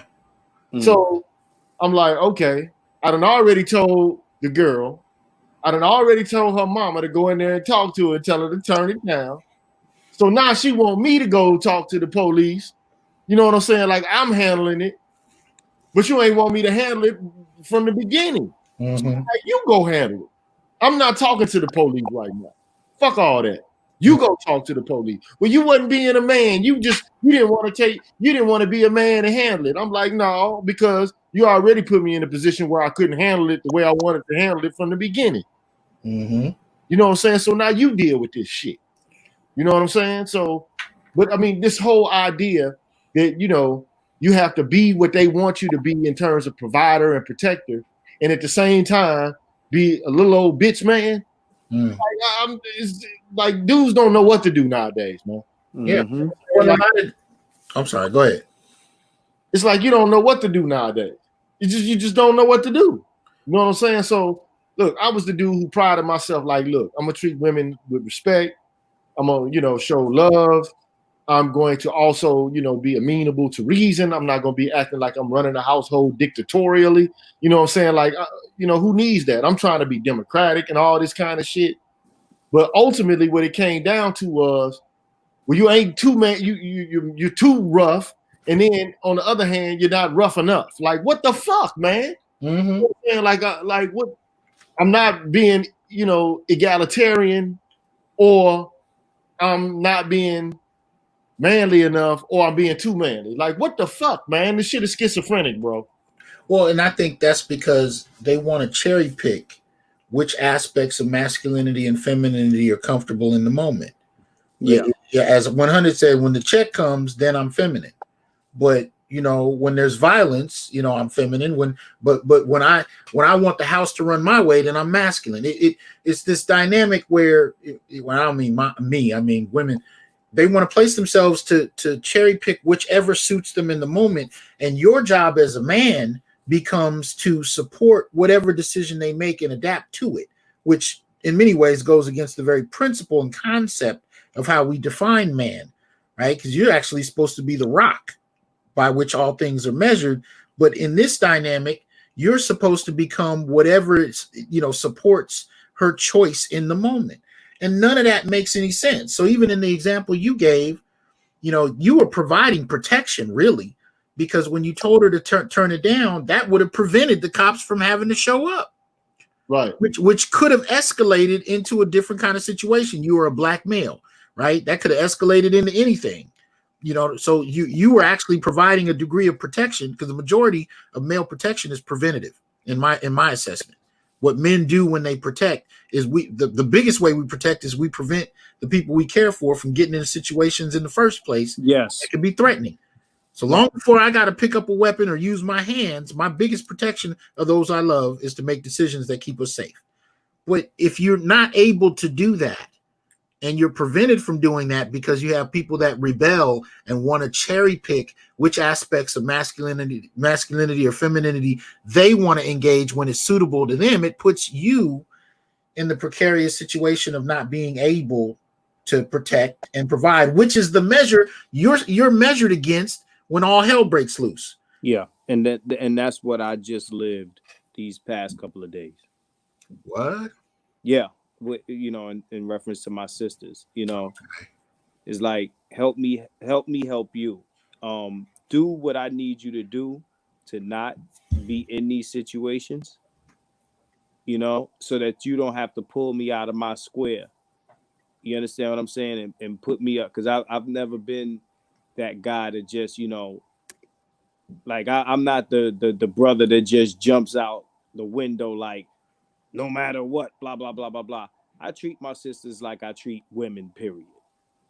You understand what I'm saying? Whatever issues you going through with your dude and whatever, like, the same way I look at other women, I look at my sisters the same way. I don't hold them separate like I see a lot of guys do. You understand? And I'm not, I ain't your jump out boy. I ain't the soldier. I ain't the the attack dog. I'm none of that shit. Mm-hmm. Now, depending on circumstances, this, that, and the third, certain things do need addressing. But, I don't want to give any, not just women in my family, but any woman, around me that I deal with, the impression that you can go out into the world and create havoc and then have me come address that havoc. Right. Just because you feel like it. You know what I mean? And nah, it ain't going down like that. But what's so cold about what you just said? You just made me think of the archetypes that men are able to play. You were placed in the position of being a guard dog, right? But the most protective archetype that a woman can really have is father. And that's not a literal position, right? It's an archetype. So you can play that role as husband, as boyfriend, as big brother. But when I say father, it's you having the capacity to direct her and prevent her from being in that situation. Yeah. You know what I mean? So it could take any form, but you could have met the dude beforehand and said, you know what? I don't think you should deal with that cat. You know what I mean? Yeah. But you're in a position to make that statement and she listened. But as a guard dog, it doesn't work that way. No. You get called in after the shit goes down to come clean it up. Yeah, I mean, it's just like the whole situation we seen with T.I., where we the world went at this guy for wanting to prevent his daughter from being in a situation that if she was in, he would get blamed for allowing to happen. You understand that? Mm-hmm. His minor daughter, because the way they printed the article was, his 18-year-old daughter. No, he was doing these things. He was taking her to her exams when she was a minor. Now, was he smart for telling the world this? Maybe not. But what he was actually doing was he was trying to protect his daughter from making choices that the results of those choices would reflect poorly on him as a father. but he was also demonized for doing that same thing. Mm-hmm. It's like you want us to be hands off the wheel, but we're responsible for the crash. Right. You understand? Right. Yeah. Mm-hmm. You know what? You know what's dope about what you just said, both of y'all? Increasingly, we live in a culture where the very archetype that can protect you is the archetype that's being disposed of. Mm. The father. Mm-hmm. Yeah. The father, the patriarch. Yes. The father is the quintessential protector. Mm-hmm. He's the guider, the preventer of chaos. Mm. He is that archetype, and they have rejected it at the very same time that they want protection. And this is the quintessential contradiction of everything that they advocate for. And I'm gonna tell you this: if you hear someone, and I said this on my show or on this channel on many occasions, patriarchy means the rule of fathers. Yes. That's the literal definition of it. That's what I've said this a dozen times. Go ahead, continue. But ultimately, what bashing the patriarchy means, it means fuck daddy. Yeah. If I had it like Buddy Love, putting it in rich dummy terms, okay? Fuck daddy. So what you're saying is fuck protection, Yes. fuck guidance, fuck you. Right. But then at the same time, they fall back on it every time they fucking get into trouble. See, but that's like when y'all are familiar with that phrase. There's no atheists in foxholes. There's no feminists when the shit goes down. I mean, it when it goes down, all of a sudden everybody's looking for daddy. You know what I mean? To come handle it, but they don't want to give daddy the authority to have prevented it in the first place. They see that as losing their independence, losing their power, so on and so forth. So when men finally decide that they're no longer going to be guard dogs, when men say, look, I'm not going to protect unless I'm in a decision-making capacity and I have your cooperation. Until that kind of happens on a wide enough scale, none of this changes. Even down to how coupling takes place. Because one of the things I'm noticing is, at least here in the manosphere, I'm seeing men who are making decisions like, you know what, I don't necessarily want to be in a long-term relationship or a marriage with a woman with kids. Mm-hmm. Now, when I was growing up, that was unheard of. Matter of fact, it was so frequent, I just knew I was going to end up being a stepfather because that's all I saw was, if there were men around, they were stepfathers. I never heard of men actually saying, no, I don't want to do that. But Gigi, the situation you just laid out with the whole turning down the music, that's the main reason why. Because can you implement authority over, children that aren't yours when she could just simply say, you're not their father? Yeah. Right. Now you can't, but see, they see that as you just trying to be domineering. No, you're trying to protect. And you can't protect if you don't have authority. Right. But I think, at the end of the day, man, this whole fuck daddy, this whole concept, I don't want daddy to tell me what to do. Mm-hmm. Sorting back and oscillating back and forth between you want daddy, but man, right. Look, let me just say this. It's a guard dog type of thing, but it's not just that. I'll take it one step further down the the honorific pole and place it at the level of a busboy. You're the fucking cleanup guy. Mm-hmm. Like you're not even a fucking waiter. Mm-hmm. You're the guy who's supposed to come in and fucking clean up a whole bunch of mess that's been put on the fucking table. Mr. Belvedere. Yeah. Look, man, no, that's some bullshit, man. I'd be better served, man, living the rest of my fucking life by myself if I got to encounter some asshole woman that can't be wrong, that can't listen or be amenable to reason, and that is aggressive and fucking uncooperative, man. Mm-hmm. That's just how I feel about it, man. Now, I'm not gonna say every woman I've ever encountered in my life has been this way, but To be perfectly honest, man, like I'm not trying to be ignorant by saying this, but I'm a leader among men. I'm a leader among men. And I'm not saying I can't be led by a woman, provided that woman has some expertise in a specific area or knowledge in a specific area. I'm not stupid. If somebody knows something more than me, I'm going to follow the advice of the expert. That's logical to me. But I'm not just going to fucking be led to and fro by a fucking emotional train wreck. That's bullshit, man. And that's what we're being exposed to as men contemporarily in this culture. And it's up to men to say enough is enough with this bullshit. I understand you don't want to be slapped around, smacked around because you don't do what a man says. True indeed, that should not happen. Okay. But at the same time, look, you got two people in a relationship. Somebody's got to make the call. Now, if you don't want to go with what I'm saying, we can split the shit up 50-50. But if I feel like it's some bullshit, I'm not doing it at all, man. You know what I'm saying? We can flip a coin. Like if it's like we going to Pizza Hut or we going to fucking Taco Bell, like which one you want to go to? You can't make the decision. Toss a fucking coin in the air. But you're not gonna make me do something stupid. Yeah. But hold up though. But when did patriarchy become synonymous with slapping them around? And I'm not saying you're saying this, but I think you just described the most popular depiction of male authority. You know, because people made male authority synonymous with the abuse of that authority. With but Mr. the whole Color archetype of exactly Mr. from Color Purple, exactly. But the whole archetype of father is about protection, and it doesn't have anything to do with abusing that. It has to do with actually living up to it. But somehow in popular culture we've allowed them to change the very idea.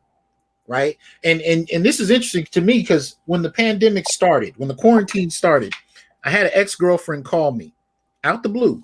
And this has been happening the last couple of years as the economy's been getting worse.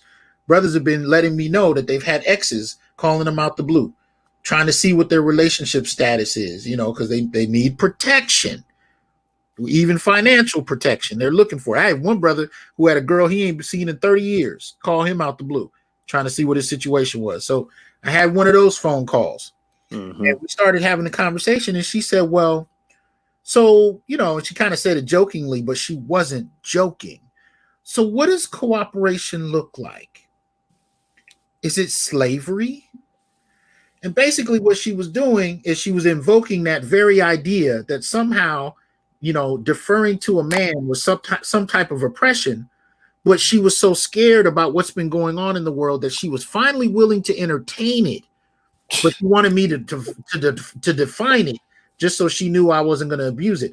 But you know what I'm saying? But these are the kind of, you know, issues we grapple with, where just to have a conversation about what this relationship dynamic can look like, you have to start from a point of dealing with myths and contradicting stereotypes that are ridiculous. You know, and this is what we're grappling with, where you have to explain the cooperation. Yeah.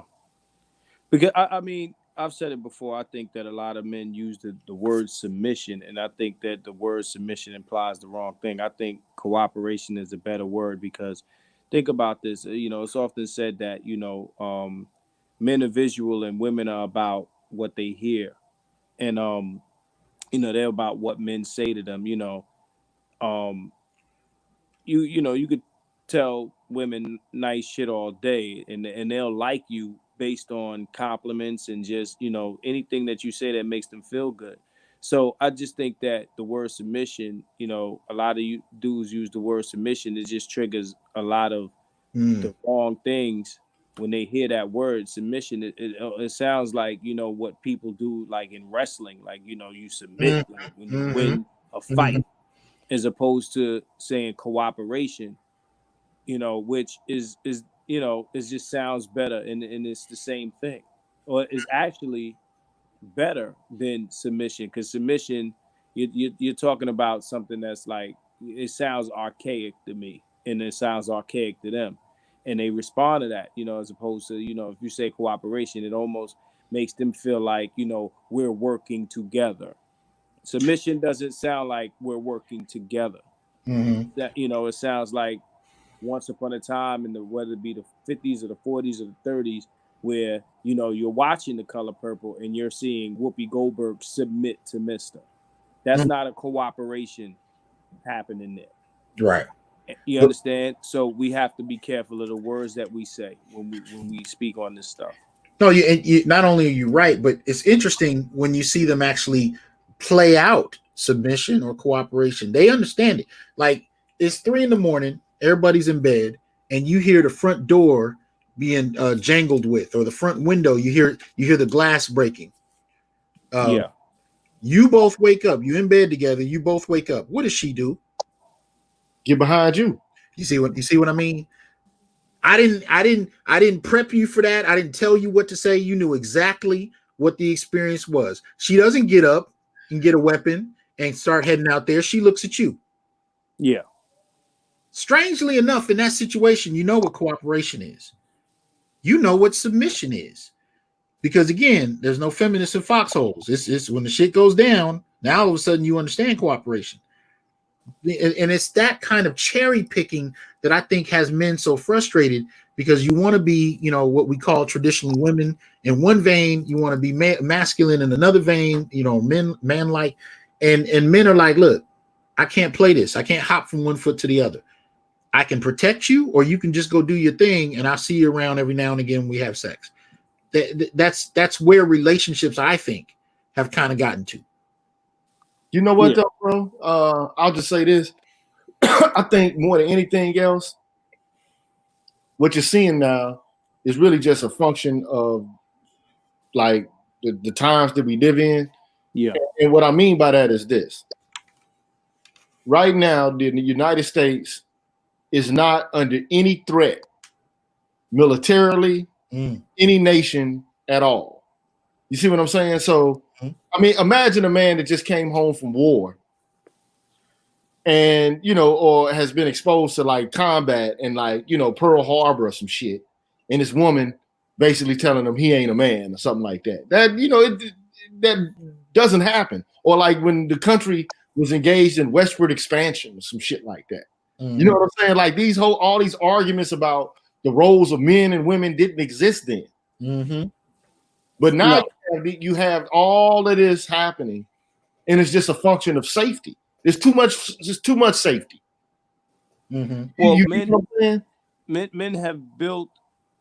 men have created society with built-in safety for women, and have therefore made themselves and their to a certain extent their provision and protection obsolete, because the women's existence in today's society comes packaged with provision and protection. Sure. You get provision from the government if you need it, and you get protection from the police force and other men. So it comes packaged. So this is something that, you know, there's an entitlement to that. I mean, to think about this, right? You know, when it comes to women, whether they're receiving some check from the government or whatever, like, to be honest, that's patriarchy. It's not an individual patriarchy, it's a collective one. It's a collective one, yeah. Yeah, so, you know, you and me and everyone else are chipping in for the provisions of women we don't even know. You know, and won't derive any benefit from. But you know, I'm just saying we've kind of made an individual patriarchy obsolete. Absolutely. But see, what you raised is so important, because now that we're in the midst of this pandemic, what are we seeing? The breaking down of the economy, the Black community suffering from unemployment at unprecedented rates, right? And this is dramatically impacting women, because Black men were already at rates of unemployment up to 40 and 50% in over 30 major cities, right? That was before the pandemic hit. So when we started seeing by February, Black folks lose half their jobs, who was losing their jobs, right? A lot of it was Black women. So in that regard, what we're seeing is a breakdown of that kind of systemic patriarchy you're talking about, even down to protection, right? Because one of the things we've noticed lately with the police is this whole kind of pushback against the police in terms of this defunding movement, right? All of these things are starting to chip away in various ways at the systems that our women, most especially, but Western women as a whole, have been able to rely upon to replace men. And that's one of the difficulties that Black men and women have had in the community since the 60s and 70s, most especially. That's when I think it kicked into overdrive. But the state was able to come in and replace Black men in a way that we couldn't often compete with. But now that those systems are, I mean, look at it, man. Trump was cutting welfare resources for the last couple of years. You remember when he was sending out food boxes and scared the hell out of all kinds of people, right? All kinds of, particularly women who were on welfare and getting food stamps prior to that. So, I mean, it got to a point where all of those systems have, in the last couple of years, have come into question. And now we're finding women looking back at men as their connection to protection. Something these generations of Black women haven't done since the 70s. Mm-hmm. Now all of a sudden they're coming back in the door like a game of musical chairs and trying to find somebody to hold on to before the music ends. Yeah. But that's happening because these systemic institutions are no longer as reliable as they once were. And they can't wait for those systems to be repaired so that they don't have to rely on men again. Because that means they have to cooperate. And they don't have to cooperate as long as they have systems, at least not to men. They cooperate with the state, which leaves them a lot less oversight. So it's a different dynamic. Yeah. I mean, they're again, when it comes to, like I said, patriarchy, the system is built in and makes us obsolete. And then you got other things, especially with the internet, Now, I wanted to bring up OnlyFans as an example of that. Because when you talk about, like, let's say the welfare state coming in and removing Black men, Black women had to kind of like, they kind of chose the welfare over the Black man. So, I saw somebody post something today that basically said, some woman, it's like a meme, that a woman, ended a healthy relationship with a dude because she wanted to do OnlyFans. And, I've often said that a lot of women are in relationships because the relationship is their income. So if they can replace their income and get rid of the man, because they're only with the guy, a lot of them are only with the guy because of the things that come with him. It's like I often say, sometimes I feel like I hate women, but I love pussy, right? And the same thing with them is like a lot of these women, they don't really want to deal with men. They only deal with men because of what men come with. A man is a byproduct of the resources they need. So if they can eliminate, the man is the middleman to the resources, they can eliminate him and get straight to the resources, they will, and we see it happening. They want the freedom from. It's like, in many ways over the years we've seen women who marry men that have money. They wait it out and then they divorce them and they get to keep that lifestyle without the man. Then there's the welfare state. Then there's what I'm talking about now, where you're able to do these things that give you your freedom from men, so you can do whatever you want, but you get to the resources. You get the resources that usually come as a result of being in a relationship with a man. Which is why, when these women make all this money, they're like, okay, well, since I make all this money, you have to make more than me. If I'm going to give up my single status, my freedom, it's going to come at a price. You understand? It's not going to come because, I love you, this and that. And the only time you see the opposite of that happening is if that woman is, not necessarily attractive, and she'll kick some money out to have a guy with her. She'll support the guy because she can afford to, but, again, that's because she's not the woman that can command or demand that a guy make more than her, or whatever the case may be. These women are dealing with these guys because they need those resources. But if they can get those resources without the guy's obsolete. Mm-hmm. No, I agree. I mean, as long as the resources are there, we become obsolete very quickly in the minds of how they see us. Absolutely. Well, hey, look, man. At the end of the day, man, I think I always envisioned myself as having a family, man. And increasingly, I'm just like, man, fuck it. What's the point, man? Because people don't have a dedication to the idea of family anymore. And I think ultimately, man, because I saw some one of my brothers, I think Eon Graves was the one who sent me a snap, a photo snap of some girl like, yeah, the mononuclear family is over with. Like, what's the use of trying to, do that? That's tired. That ain't gonna save the black community. I mean, it's from the talking points of feminism. Because ultimately, second wave feminism, especially the radical variety of it, is all about destroying the family. Let's get rid of the mononuclear family. That's the seat of oppression. That's where it all lives and resides. That's where you get told what you need to do. That's where you got to listen to a man. So black women just said, they just adopted those talking points and was like, okay, fuck it. We don't need no man. We don't want no man. We don't have to listen to no man. We don't want to be with no man. But you got to understand, and this is what people don't get, man. You can't just look at how this is impacting your own self.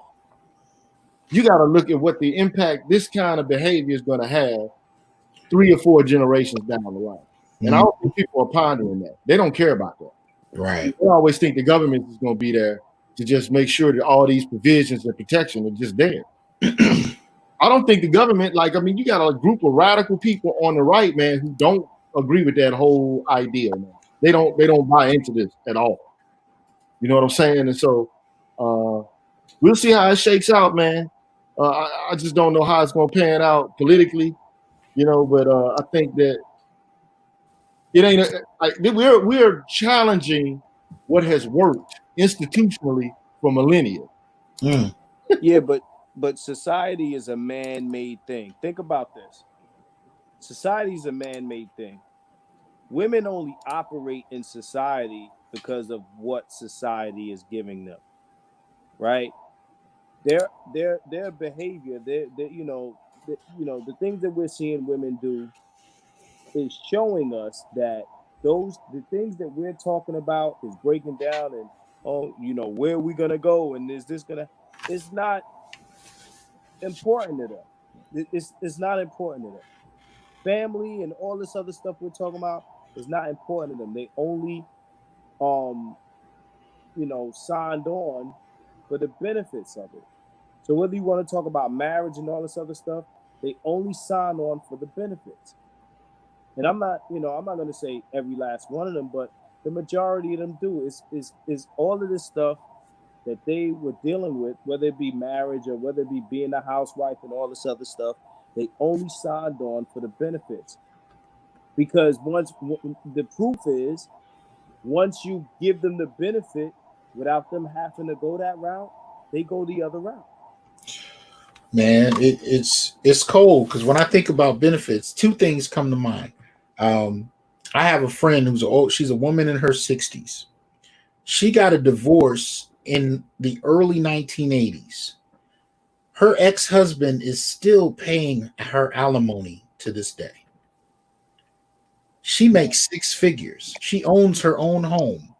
She's about to retire, but she still also gets alimony because she never remarried from her husband in the early 1980s. My stepfather is in his 70s. He is still paying child support on my stepbrother, who is a month younger than me, mid-40s. My stepfather is still paying child support, and the coldest part about it is his ex-wife died in the 1990s. So when we talk about the benefits and we talk about the role of family courts, we talk about policy, we talk about the role of the state in relationships, marriage and family is dangerous when it's predicated on policies and ideas that overwhelmingly opt in for women and see men as a paycheck.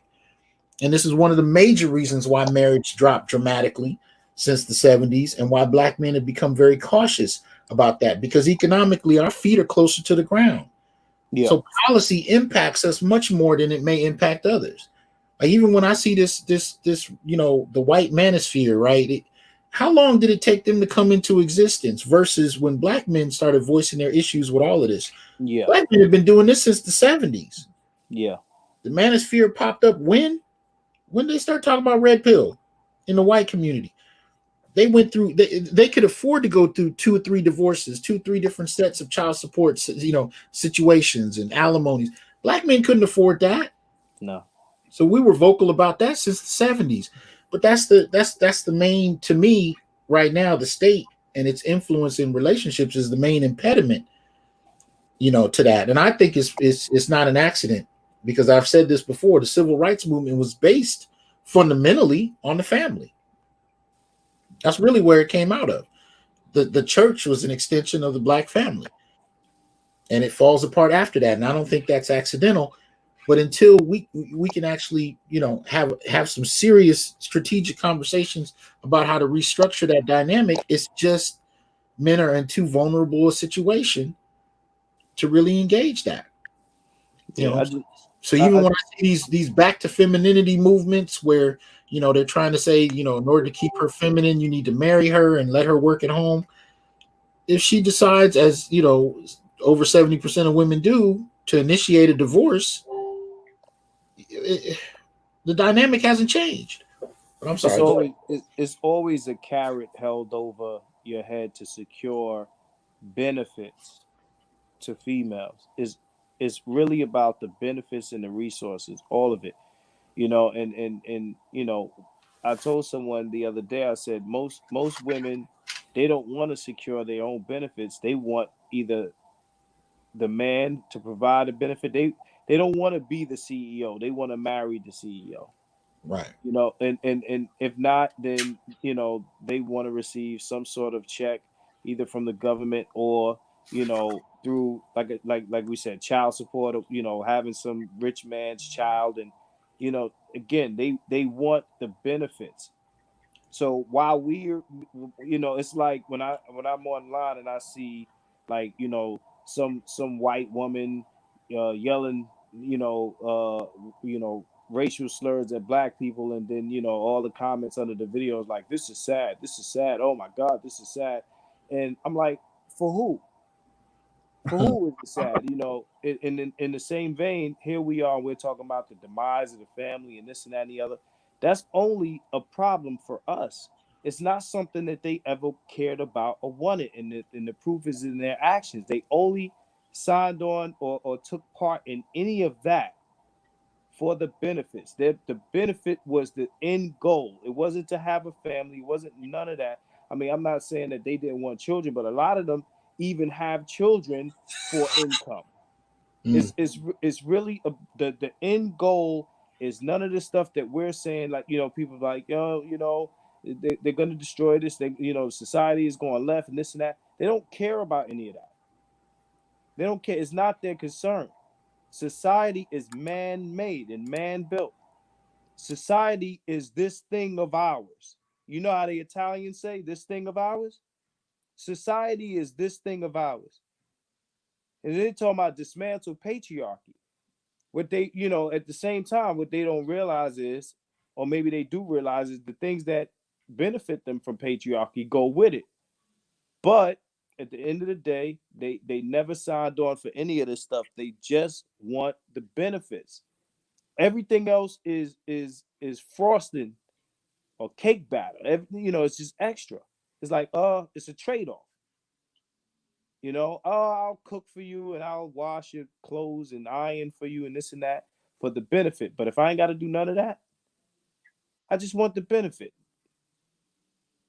You Well, know, you know, hey man, you know the funny thing about it is though, like if you listen to the brother Kevin Samuel show, You know, I'm pretty sure you're both aware of what it is. I don't know if you are, Marcus, but No, I am. That's I really got to check him out. He's in my feed. It's the very distinguishedly dressed man speaking on.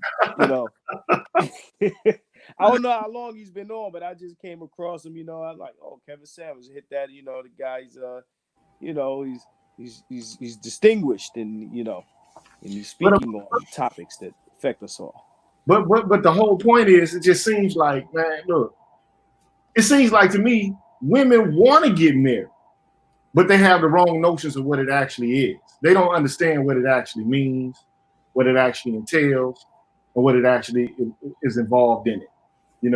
I think too many damn Cinderella movies, too many Mulan movies, too many romantic stories about being in pure bliss. Because man, ultimately, man, if you know anything about marriage, man, it wasn't about two people being romantically involved and like loving each other until they couldn't stand to be apart from each other. It's a social institution, man, and it was arranged by people's families. Like they say, you know, marry the family, love the woman, or something like that. You know what I'm saying? It wasn't predicated upon this romantic notion of love, but now it's morphed into that in this culture. And people are opting out of that because, of course, romantic love is fickle. You know what I'm saying? Like how you feel from one second to the next is fickle. But collaboration of families for their own, wealth and benefit in the long run, that's a whole different kind of dynamic, man. A whole different conceptualization of what the institution is about. And so, right now, it's all about, you know, the, man, I was about to say something real negative, but it's all about the box, man. How they feel, you know what I'm saying, and whether somebody got you, making those them nether regions feel good. Listen, And bro. that's all it's about, man. A lot of things have been morphed in this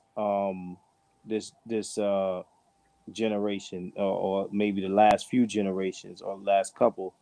The thing, yeah, what marriage once was, it was, but like I said, even then, like if you want to talk about the joining of families, that's one thing, but at some point it became what it is in this Western civilization. And this is before women could work and before women could vote, and you wanted to marry somebody who was going to provide a life for you, or you become maybe this old maid that impoverished, or whatever the case may be. Men always came with the bread, the bread and butter, for the most part. Like in the history of the world, that's what it has been for the most part. Right. And and even like even now, it's like I said, when you remove the man and you allow these women to get their own resources, they lose interest in that structure, because the only reason they actually played a part in it was for those resources, right? It's like us, like how likely are most, I ain't gonna say most, but a good amount of men, I'd say a good amount of men, and man, I might even say most men, how likely are we to subscribe to a relationship if we can get pussy like all day, every day, like whenever you want it? Like you're less likely to jump into a relationship if you can get pussy without the relationship.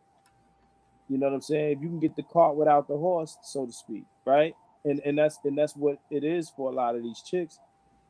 So um when you say a lot of the women want to get married, but they have the wrong idea of what marriage is, no, they just have a different idea than what we have. I mean, when men get married, because we stand to have more to lose in a marriage, we are the ones that are really the ones in love. Women are very practical and pragmatic about the men they choose and who they choose to marry and this, that. Don't be fooled. A lot of that so-called in love shit is based on what you come into the table with. And they play very good roles of, I'm not speaking of everyone, But a lot of women play a very good role in a very good game of being in love. And to be honest, a lot of the times they even think they're in love. And a lot of times it's because of what they perceive you as, whatever you come with, and you know that's to me that's what love is like. In a lot of times, it's how this person is making you feel and what they are bringing to your life. You understand? And that's what that's at least that's how a lot of women look at it. Like, what is this guy contribute? And they'll say it. They'll say it out loud. What is this guy bringing to my life? How is he improving my life or the potential lives of my children? It's very pragmatic. You understand? And you know, and that even goes down to, you know, your physical attributes, your height, your this, your that, and things like that. Because, you know, aside from their lifestyle that you might be improving, they want your genetic material to benefit their children. And that's a biological thing.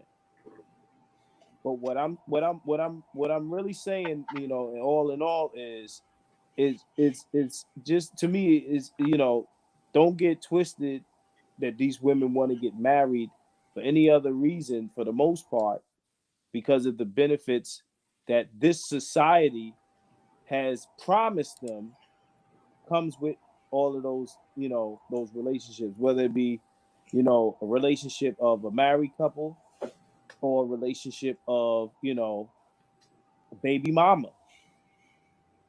Because a lot of them, if they can't convince a man to give them a ring, they'll get pregnant. You know, they want to have that kid, because either way they're guaranteed something. Yeah, well, hey, man. It's about them benefits, man, and that's why you see, you know, I've been, like I told the doc, man, I've been preaching this since high school, and it's something that I've noticed early in my life, and that's why I told Cass, I just July 4th, and one of my boys like, hey, man, you know, what's up, man? I said, you guys are still waiting for me to settle down and do all this other crazy stuff. And I'm watching them go through drama in their situations. You trying to sell me the idea of what you're dealing with. And I'm watching you stressed out. You know, it's just crazy. You know, this society is man-made. And it benefits women more so, you know, than it benefits us. I mean, we're working and building this thing, and they're enjoying it. They're here for the benefit. We're just a byproduct. That's it, man. But This you is know what? about. Hey, Mark, man, let me just say this, man. Like I got into an argument, and then, you know, we gonna kind of what I want to do is I know we kind of been into it for damn near 2 hours, so No doubt. cap this off. But I just want to say I this. see you, Ian. I'm sorry, man. I just wanted to So shout this him is out. what I want to say, right? Some woman was talking to me about chivalry and shit, and I was like, "Look, man, that shit is dead." And we were talking about pumping gas. Okay. Oh yeah. So the whole thing to me is, okay, look, man, what you want me to do, man? Like, do you want me to get some fucking bubble wrap and start wrapping it around women and shit, making sure they don't get no scrapes and boo-boos and shit, man? But you know what I'm saying? Like, some of this shit is just absolutely ridiculous. But actually, what it is kind of like, but this is a Western notion of womanhood, man. Like, everywhere in the world, people don't have the same ideas of what womanhood entails, and the duties and responsibilities that women have are not the same as they are here in this Western world. So, like, typically, man, like African women, man, they got to go out and get some shit. You know what I'm saying? Like, it ain't just sitting around the motherfucking hearth in the home just lamping and shit with their feet on the couch. That shit is like a Victorian notion of womanhood. You know what I'm saying? Like the fainting couch woman who is just lying there on the sofa and shit, and she ain't got nothing to do all day from 1 second to the next. And if she does have to work, or is there anything for her to do, really, she got a maid service to fucking do it for her. So she ain't got to cook, she ain't got to clean, she ain't got to do a damn thing but just sit on the fucking couch and be a couch potato. You know what I'm saying? Like, women in Africa, man, they wake up early in the fucking morning, man, and they go get water. And they go carry that shit on their head. You know what I'm saying? And they bring it to the house. Because if they don't get it, then the home doesn't have what it needs in order to, you know, make life bearable. You know what I'm saying? Functional. So, like, I mean, I just feel like at the current moment, man, things are in flux in this society, and we've always had it bad. And black men, man, we're in a hell of a catch-22 situation, man. I mean, all across the board. When it comes to relationships, we're in a catch-22. When it comes to dealing with the arrogance and the violence of these women and their attitudes in these relationships, we're in a catch-22. It's like you don't know whether to hug them or plug them. You don't know whether to cap them or dap them. You know what I'm saying? You don't know what to do. You know, I'm referring to the Jay-Z lyrics right there. Like you don't know what to do. You know what I'm saying? So if you do too much of one thing, like if you lean too deep into a relationship, then you run the risk of being a simp. If you don't have a relationship at all, motherfuckers gonna start calling you, you know, what's wrong with him? Is he gay? Is it? But then at the same time, they promoting homosexuality. You know what I'm saying? So it's like you can't win in this culture, man. Like you're a black man, man. You don't know what the hell to do right now. Listen, man, I'm at an age right now where I made a decision that I'm allergic to unnecessary stress and discomfort. So since I made that decision, my life has been extremely peaceful. But I'll say this too. The other thing I learned is if I'm going to engage relationships, contrary to what I was told growing up, which was, you know, more Walt Disney, find a woman, find the one, love each other into the sunset. Black men have to be able and learn how to negotiate terms. Yeah. You know what I mean? We have to learn how to negotiate terms. One of the things I do with my students, I'll ask them, I'll ask the men, how many women do you know have a list of requirements for the men they want to be with? All of them raise their hand. Every woman they've dealt with, you got to be 6 figures, you got to be 6 foot tall, you got to be this, you got to be that. And then I'll ask the ladies, how many men have you dated that had a list of standards? Not once have I ever had a female student raise her hand and say a man had a list, let alone a list I didn't make. I didn't pass the cut. I've never heard it. Men have to learn how to have standards and articulate what they are. And then if she passes those standards, negotiate terms. We don't know how to really do that because many of us have been raised by women that told us you said it. to prioritize women and hold no standards to them. And they could, and you know the mantra, we have to take them as they come. You know, we love them as they are, but you got to change. Even if that changes, you need to make more money. But she doesn't have to do anything. So she gains weight, loses weight, grows her hair out, cuts it off. You got to accept. It doesn't matter what it is. You accept what she brings to the table, but what you bring is conditional. No, we have to actually be able to learn how to negotiate terms and articulate our own interests and desires. I was gonna say earlier when Gigi was talking about what men shouldn't accept, and you kind of expanded on that just now. I was gonna say earlier, it's difficult. Men are products of their environment. It's kind of difficult for the greater population of men to do that when we are taught from very young by women how we should navigate with women. When most of the time women are not telling us, our mothers or or whatever women are around are not telling us to operate that way. And then even in the cases where you do get a male influence around, they telling you to simp.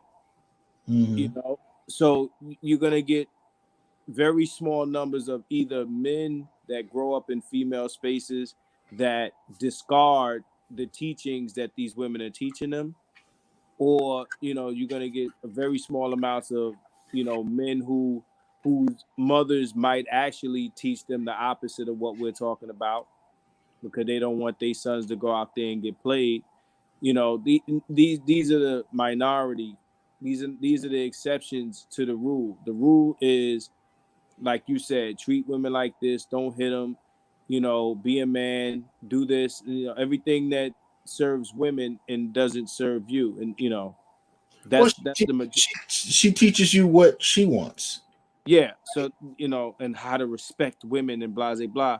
So because this makes up the majority of not only what you learn at home, but then like you've said before, these boys are going into school and they got women teaching them. Women, female teachers for the most part. So a lot of your instruction early is from women. I remember I had this pro-black teacher. Her name was, funny enough, Miss Nubian. Oh wow. and she used to push these ideas. This is in the 90s when I was in high school.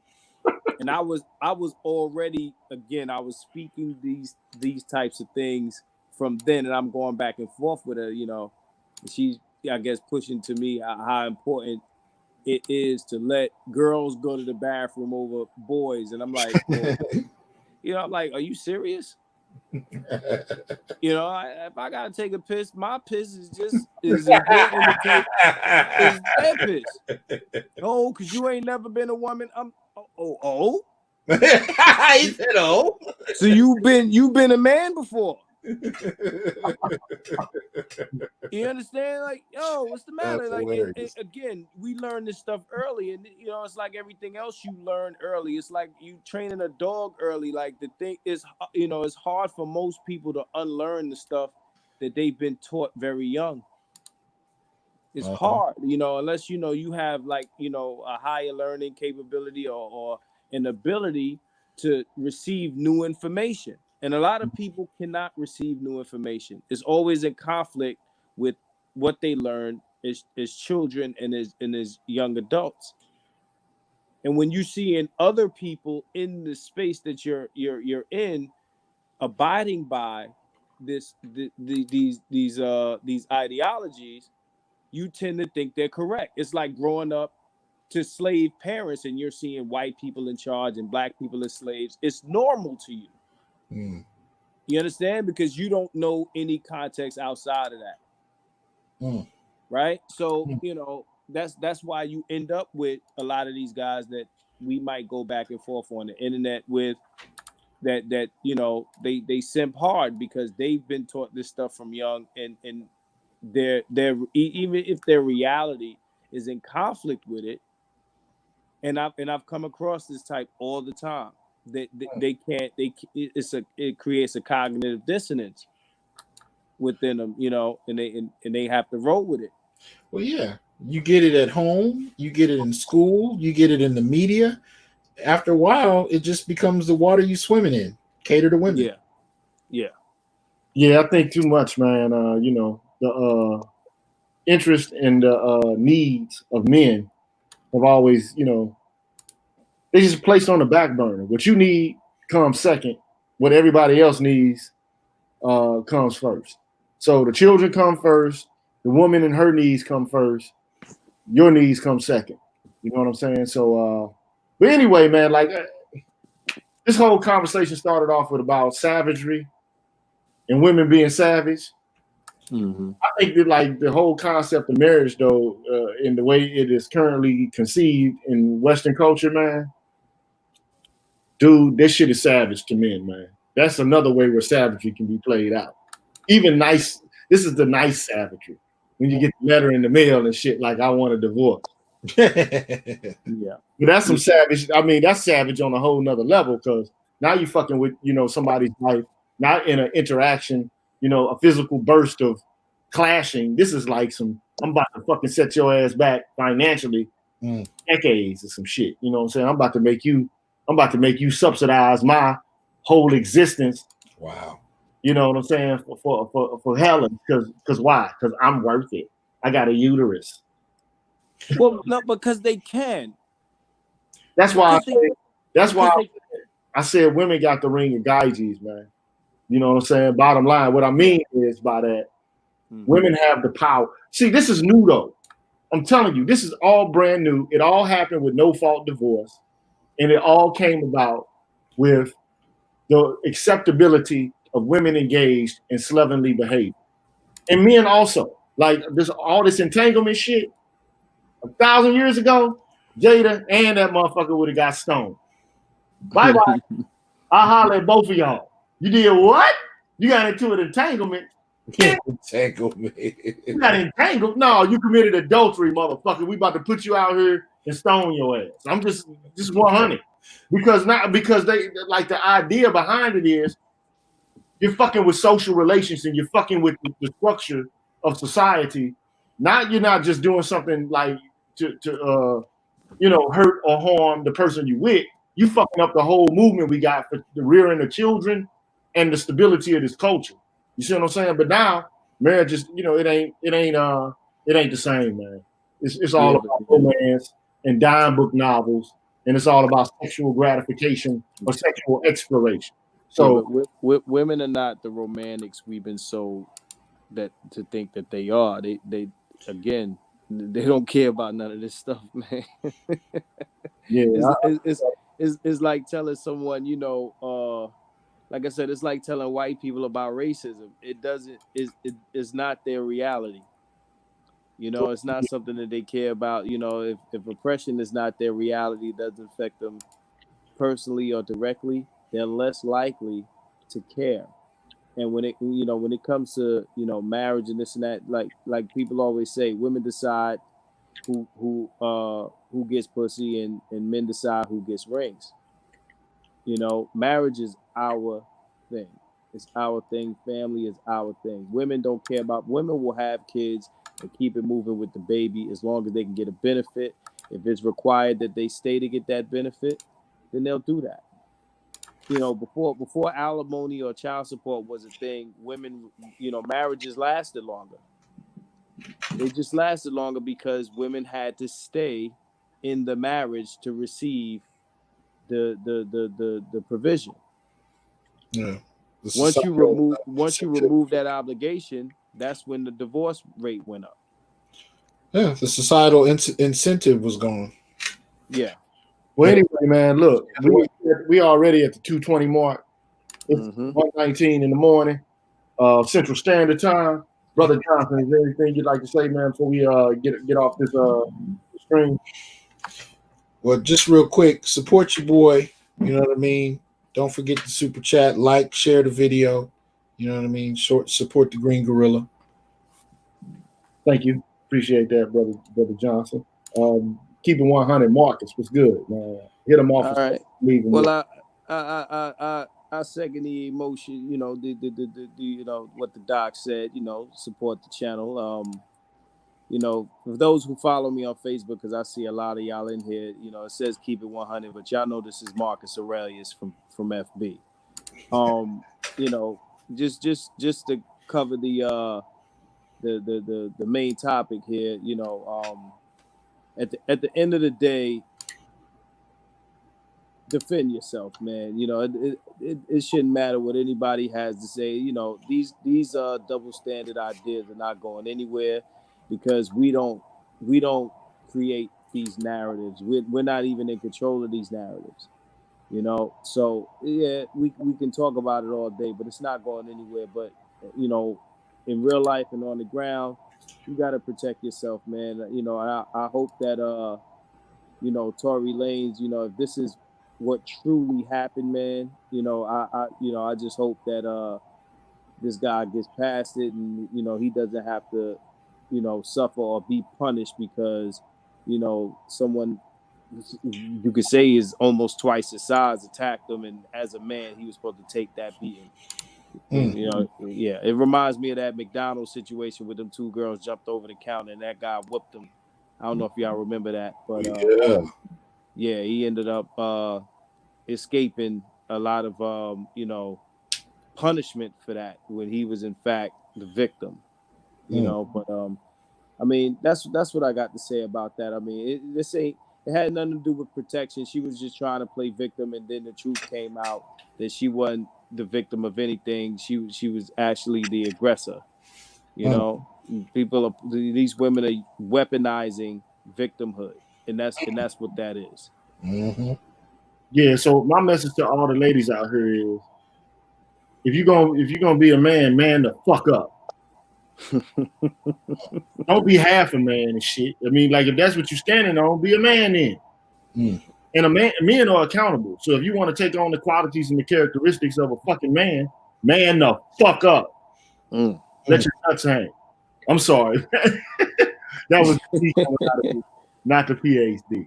But So yeah, man.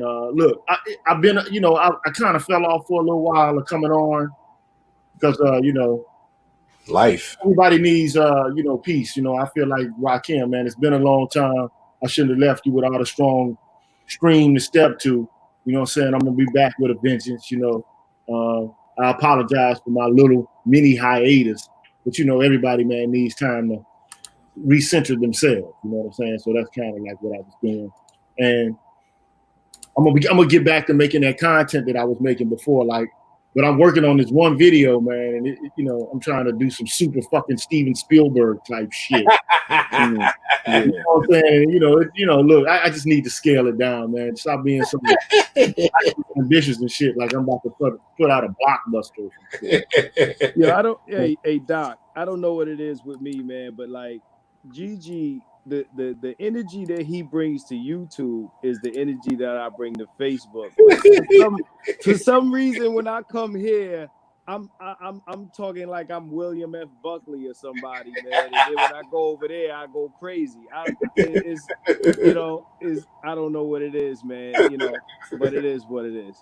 And look, at the end of the day, though, man, we all human beings. None of us are perfect.